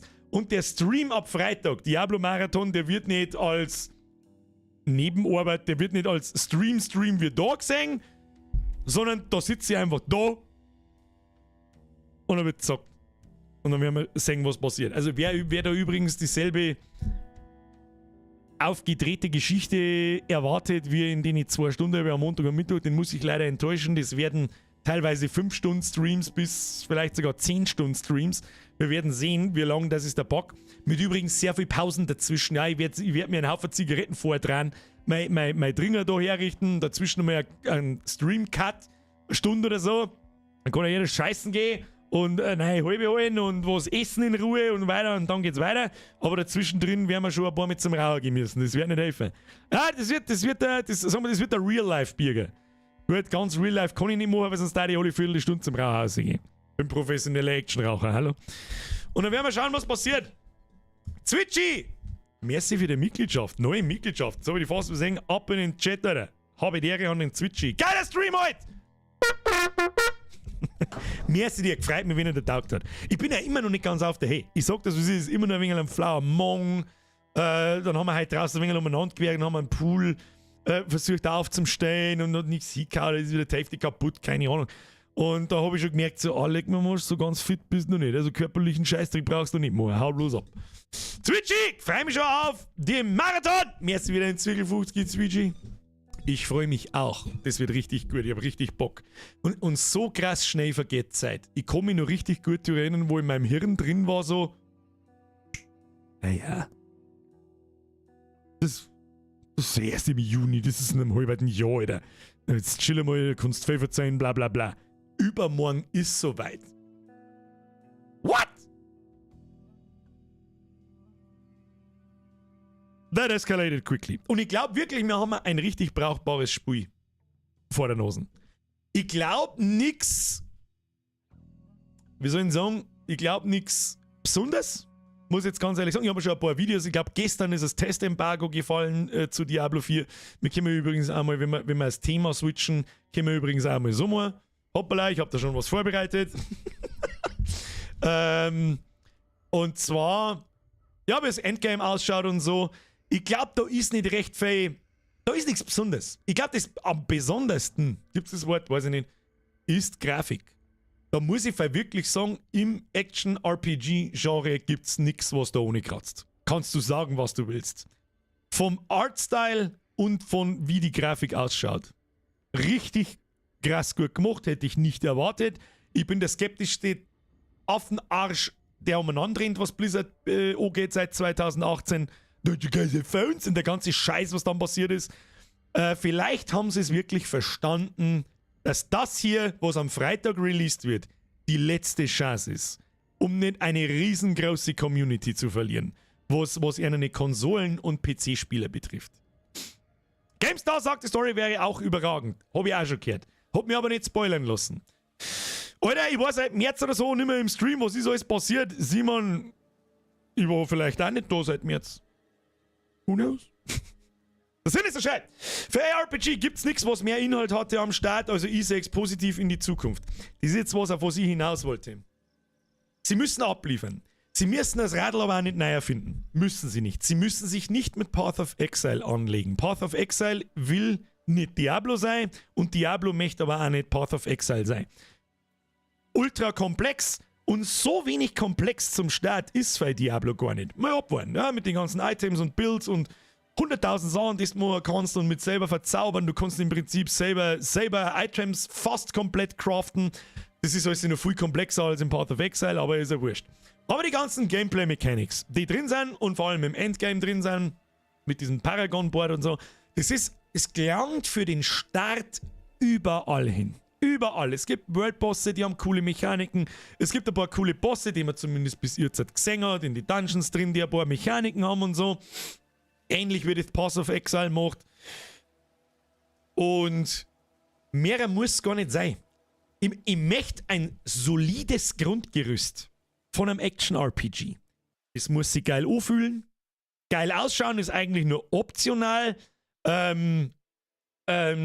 Aber es muss sich halt geil anfühlen. Ich weiß nicht, wie ich es beschreiben soll. Als Trefferfeedback. Es muss sich halt einfach satisfying anfühlen, wenn ich meine Bildschirm-Löschen-Taste drücke und ich sehe nur noch Teile umeinander fliegen. Und das tut's, soweit man es bis jetzt gespielt hat können. Und ich glaube nicht, dass in diesen Endgame-Mechanics da irgendein unfassbar krasser, neu erfundener Scheiß drin ist. Aber ich glaube, dass es ein unglaublich based, grundsolides ARPG und Diablo ist. Das heißt, es ist Luft nach oben und da es ein Game as a Service ist und immer wieder weiterentwickelt wird, bin ich sehr guter Dinge. Ja, dass es einfach mit der Zeit immer mehr und immer besser wird. Bin ich sehr guter Dinge. Sie haben sehr schnell reagiert auf das erste Beta-Feedback, auf die ganzen negativen Sachen, die aufgefallen sind. Da haben sie sehr viel korrigiert und wirklich sehr schnell korrigiert. Wir werden sehen, wie sich das in Zukunft entwickelt. We will see. Da einfach drin schreibt, ich mag jetzt den Teufel an die Wand malen, aber bezahlbarer Battle Pass und so, was ich aber nicht so schlimm finde. Nein. Das ist ein berechtigtes Thema, das gehört angesprochen. 70 € Titel.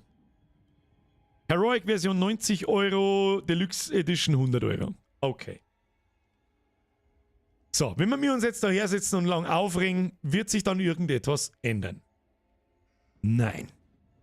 Haben wir mir daherin, alle, die mit mir jetzt noch da sind und sich das Diablo-Gedöns anhören und vor allem die am Freitag um 9 in der Früh da sind im Stream, haben sie es alle vorbestellt.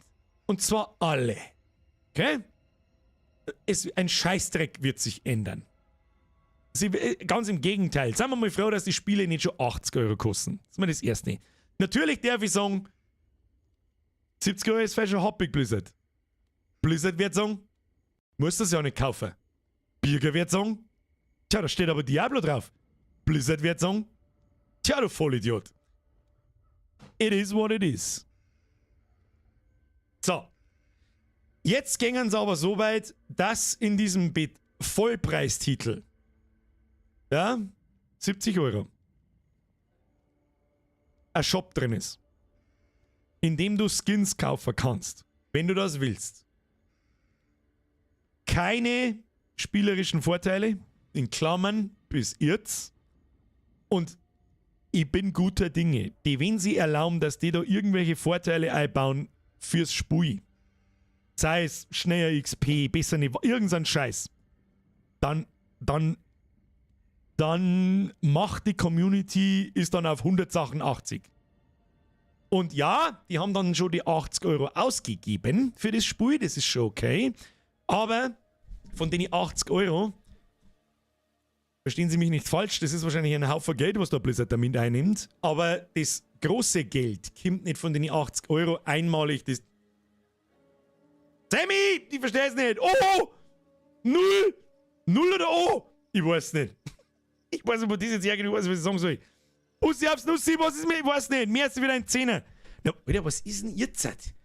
Ey, Leute, jetzt ist dreiviertel live und ihr schmeißt mir 10 und 25 Euro auf den Kopf. Warum denn? Sammy, erstmal, ich weiß nicht, was du mit O sagen willst. Bitte in den normalen Chat noch mehr einen Zehner schmeißen. Schluss. Pombeter, machst du in Diablo 4 selber einen kleinen auf? Ja, das werden wir machen wie in der Beta. Tut ja nichts zur Sache.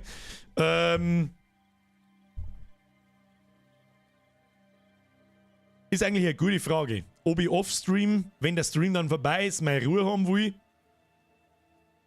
Ohne dass jeder sagt, wann ich online bin und dann wieder angeschrieben wie 100.000 Mal. So wie es in der Beta halt auch war. Ist mir auch klar und so weiter. So, jetzt Schluss jetzt. Löwensepp, wollte eigentlich mir nur die Standard Edition kaufen, hab versehentlich aber Ultimate gekauft. Was ist da eigentlich der Unterschied? Löwensepp, der Money lügst mich an. Du hast aus Versehen 100 Euro anstatt 70 ausgegeben, ohne zum Schauen. Glaube ich dir nicht. Glaube ich einfach nicht, da wird gelungen. Pombetter, ich weiß nicht, warum das jetzt 25 Euro kosten muss. Das ist jetzt eigentlich eine richtig gute Frage, ob ich den Fehler mache und einen Clan mache oder nicht. Wir machen mal einen Clan während der Streamzeit und dann werde ich ihn verlassen. Damit ich in Ruhe spielen kann.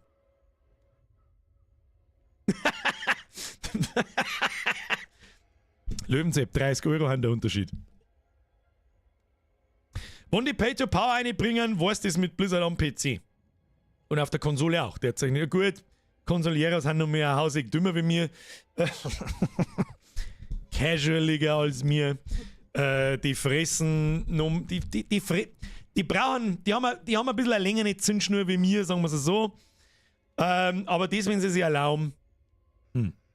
Spieler entscheiden mit ihrem Geldbeutel ganz einfach. Das bringt sehr gut auf den Punkt, ja.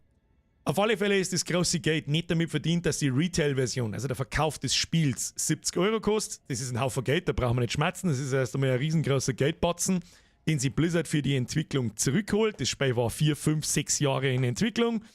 Und das merkt man auch, sonst war es nicht so fertig, wie sie sich angefühlt hat jetzt in der Beta. Ich nehme alles zurück, wenn es am Freitag in der Früh alles wieder für den Arsch ist. Kann alles passieren. Aber die richtig fette Kohle machen die über die Zeit mit den Skins im Shop, mit der Währung im Shop und diesen ganzen Mist. Da war jeder Spieler, der da 100, 200, 300, 400 Stunden, und these are Rookie Numbers, by the way, in dieses Spiel buttert, der kennt diese Skins. Und wenn an mir jemand mit einem 22 Euro Necromancer Bloodshade Blub-Skin umeinander läuft, dann werde ich daneben stehen und werde mir denken, ja, nicht über World Tier 2 rausgekommen, aber mit einem 22 Euro Skin umeinander laufen. Herzlichen Glückwunsch, Kreditkarten von der Mama durchziehen, das kann ich auch. Aber hast du das so und so gerade Unique bla bla bla, weißt du überhaupt, wo der Endboss spawnt, du Trottel? Weißt du es? Kannst du dann alle Member muten nach dem Stream? Wir machen einfach, weiß ich noch nicht. Sagen wir es, wie es ist, ich weiß es noch nicht, schauen wir mal. Es wird wahrscheinlich so laufen, im Stream werde ich einen Vollbier-Squad gründen, ja. Wir werden auch miteinander spielen, das kommt mit Sicherheit vor. Ich sage jetzt mal, am Anfang die Hauptstory werde ich solo spielen. Wir werden uns in Ruhe die Hauptstory anschauen und nur die Hauptstory. Mit Cutscenes und mit teilweise Lesen und Dialoge, soweit es mich nicht in den Wahnsinn treibt und unwichtiger Scheißdreck ist. Ich möchte schon vorwärts kommen.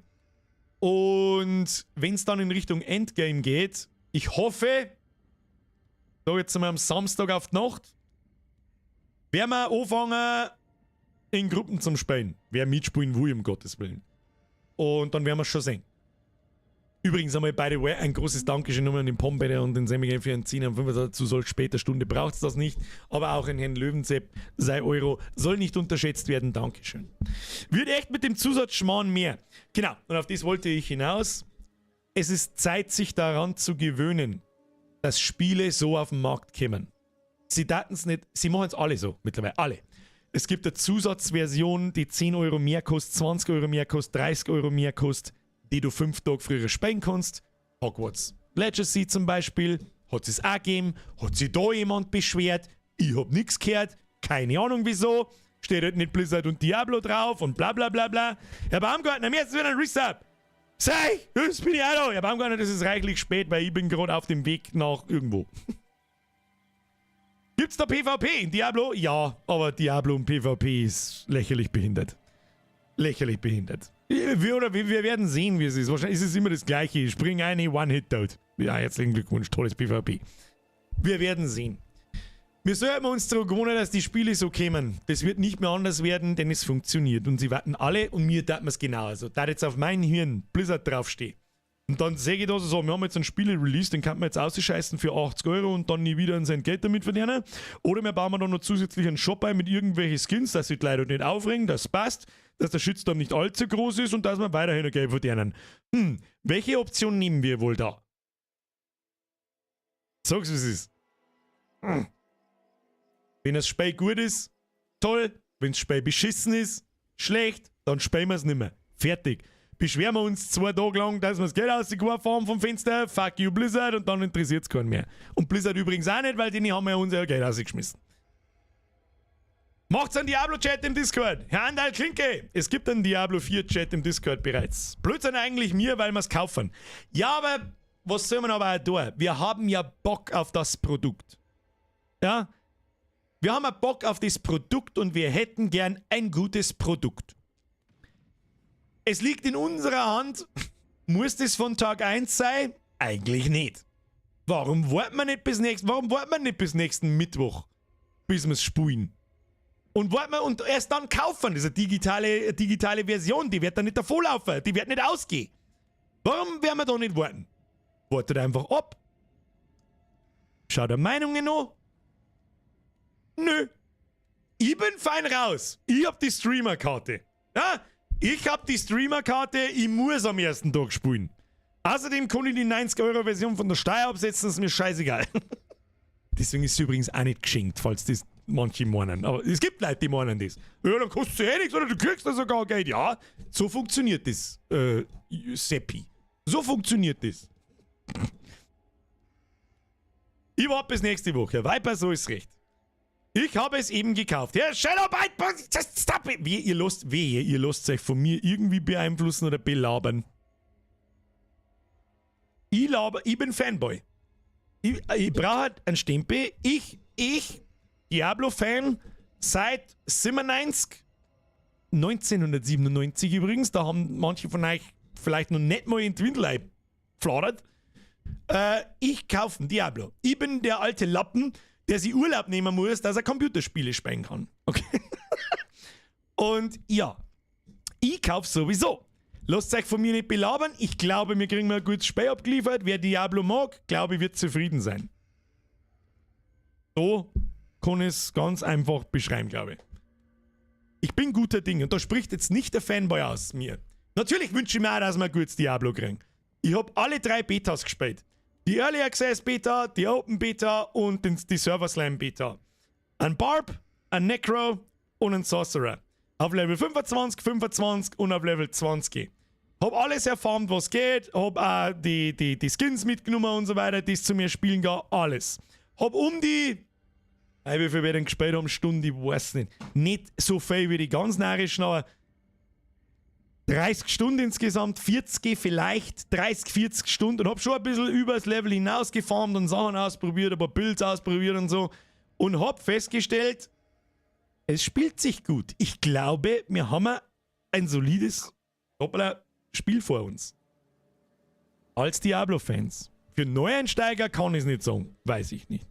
Gerade als Fanboy ist man momentan schon eher ein Skeptiker. Ja, ich habe letztes Jahr das längste Kruzifix-Video jemals, seitdem ist keins mehr gekommen, falls es aufgefallen ist. Es dauert über 20 Minuten, das Diablo Immortal Kruzifix. Wer das noch nicht gesehen hat, kann gleich mal nach dem Stream Gas geben. Ich bin der größte Skeptiker seit 2018, der da ist. Den ersten Schritt haben sie mir wieder ein bisschen abgeholt seit Dragonflight, Anfang des Jahres. Das habe ich hart gesuchtet und das hat richtig viel Spaß gemacht. Und jetzt haben sie ein bisschen guter Dinge. In der Beta 3-mal bin ich guter Dinge. Und übermorgen ist schon soweit in fast 24 Stunden. Fast in 30 Stunden. Um 9 Uhr fangen wir an. Es geht eigentlich schon um 1 in der Früh los. Aber ich garantiere Warteschlangen, da kannst du mal Gift draufnehmen. Gut, 1 in der Früh ist bei uns jetzt schon happig. Aber am nächsten Tag um 9 Uhr fangen wir an. Gemütlicher Tasse Kaffee. Zwischen 9 Uhr und 11 Uhr Vormittag werde ich sowieso erstmal 15 Zigaretten rauchen und alle 10 Minuten aufstehen und zum Rauchen gehen. Habe auch schon irgendwie überlegt, ob ich einfach da herin rauche. Weil die scheiß Aufsteherei geht mir voll auf den Sack, aber die kann ich nicht bringen. Da steht ein bisschen zu teuer Gerät umeinander, dass ich das wieder mit Zigarettenrauch einpflastert. Das ist nix. Außerdem, sobald ich da dann aufs Klo gehe oder sonst irgendwas, dann zieht der ganze Rauch in die ganze Bude an, dann kotzen alle, die da sind.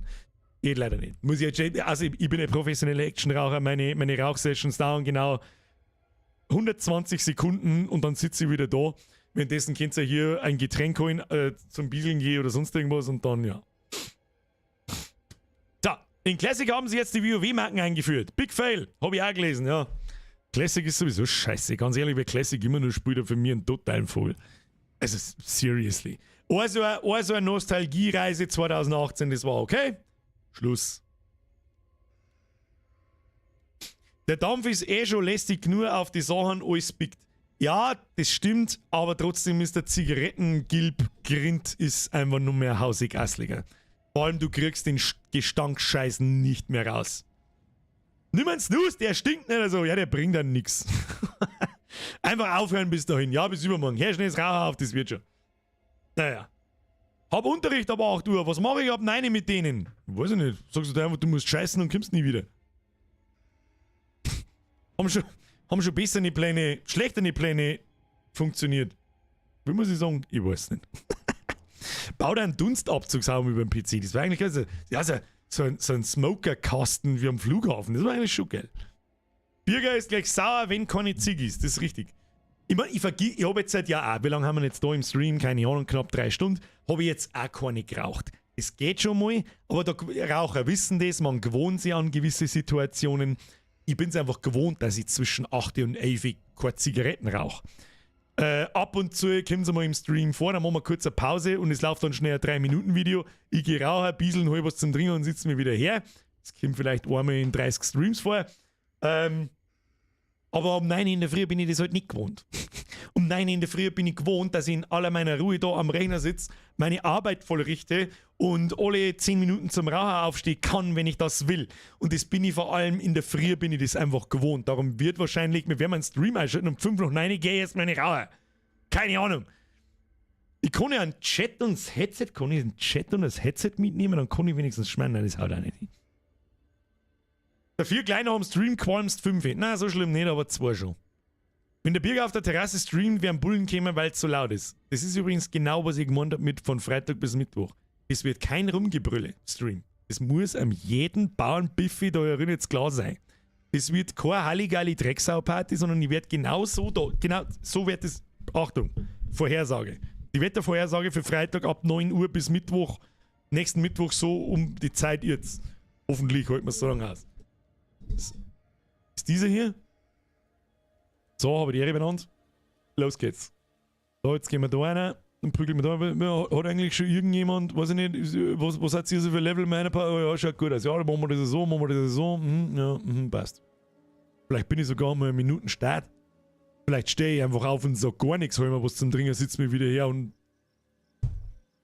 kannst auch so als Standbild einblenden, wenn es zum Raucher gehst. Das ist eine richtig gute Idee. Weißt du, wie mein Standbild? Ja, eine Kleinigkeit habe ich mir einfallen lassen. Die schaut so aus. Warte, wo ist denn? Achtung. Hab schon was vorbereitet. Bieseln, gackeln, rauchen, neue Halbe holen. Und was verrückt habe, ich habe was ausprobiert. Ich habe jetzt einen Pause-Tab, der geht so. Ihr meint, das mit den Preisenkinder war das Schlimmste, was das Internet hergibt. Habe die Ehre Ich miteinander. habe jetzt einen Tab, der spielt automatisch irgendein Random-Video ab als Pause. Das ist super. Ja, nee, geh schnell scheißen. Drück auf den Pause-Button. Nice. Nicht verwechseln. Standbild ist nicht gleich Ständerbild. So, Kinder, und jetzt schleichen wir uns. Es ist 5 vor 11. Nochmal ein riesengroßes, ja, sagen wir, Dankeschön fürs Verständnis, dass ich am Montag nicht da war. Ich hoffe, Sie hatten Spaß mit dem heutigen Stream. Jetzt ist er Ruhe. Ab Freitag um 9 Uhr Vormittag wird genug gestreamt. Ich hoffe, ich zerstöre mir nicht innerhalb von einem Tag meinen Schlafrhythmus und verschlafe einfach. Kann passieren. Hey, Urlaubsmaut kickt. Was, ich muss mal aufstehen, kannst du mir den Marsch lecken. Aber nein, ich werde mich anstrengen, mir an meinen Zeitplan zu halten. Der Zeitplan steht übrigens im Discord. Auch nicht ganz genau, aber fast genau. Ich werde es sowieso jeden Vortag dann kurz sagen, wie es am nächsten Tag dann weitergeht. Ich habe grob gesagt, vom Mittag bis Open End. Ja, jeden Tag. Freitag bis fucking Mittwoch, außer am Freitag, da fangen wir schon um 9 in der Früh an. So, und jetzt halt schleicht's euch. Leute, vielen Dank fürs Zuschauen. Wenn es euch gefallen hat, Like nicht vergessen, Follow nicht vergessen, Abo nicht vergessen, Glocken nicht vergessen, blablabla, das muss das was ist. Und jetzt wünsche ich euch eine gute Nacht. Wir sehen uns am Freitag um 9 Uhr in der Früh. Ich wiederhole, in der Früh. Um 9 Uhr in der Früh. Nicht, dass irgendeiner sagt, wenn da irgendjemand kommt, dann kehrt er im Knie schon rausgehauen. So, es ist richtig gehört. In der Früh fangen wir an. Okay? So, 9 a.m. Das verstehen sie noch weniger. Wife und das verstehen sie noch weniger. Ich hoffe, Sie hatten Spaß. Dankeschön fürs Zuschauen. Dankeschön für die ganzen Donations-Seiten. Es ist halt wieder leicht aus dem Ruder gelaufen. Ich weiß nicht, was da los ist. Ich weiß nicht, was da los ist. Ich weiß nicht, was das soll. Wir sehen uns am Freitag. Dankeschön für die ganzen neuen Mitgliedschaften. Danke für die alten Press Triple F, für die Moderatoren. Jetzt ein Hashtag Strapse. Mehr Hashtags brauchen wir heute nicht. Freitag 9 habe. Oh, jetzt habe ich Bier wahrscheinlich wieder aus dem Beetaschen drauf. Was ist das? Hashtag Malle alle. Malle alle. Mach schon mal eine Donation rein, na jetzt. Ich würd so gern besser einen Gonden machen, aber da brauche ich erst einen Kohlen. Einen Kohldampf habe ich ja alle mal ein Aqua. Jetzt haut's ab, Alter, habe ich die reden. Ja, das ist ein Stückchen nur schnell, Kruzifix. Ja, okay.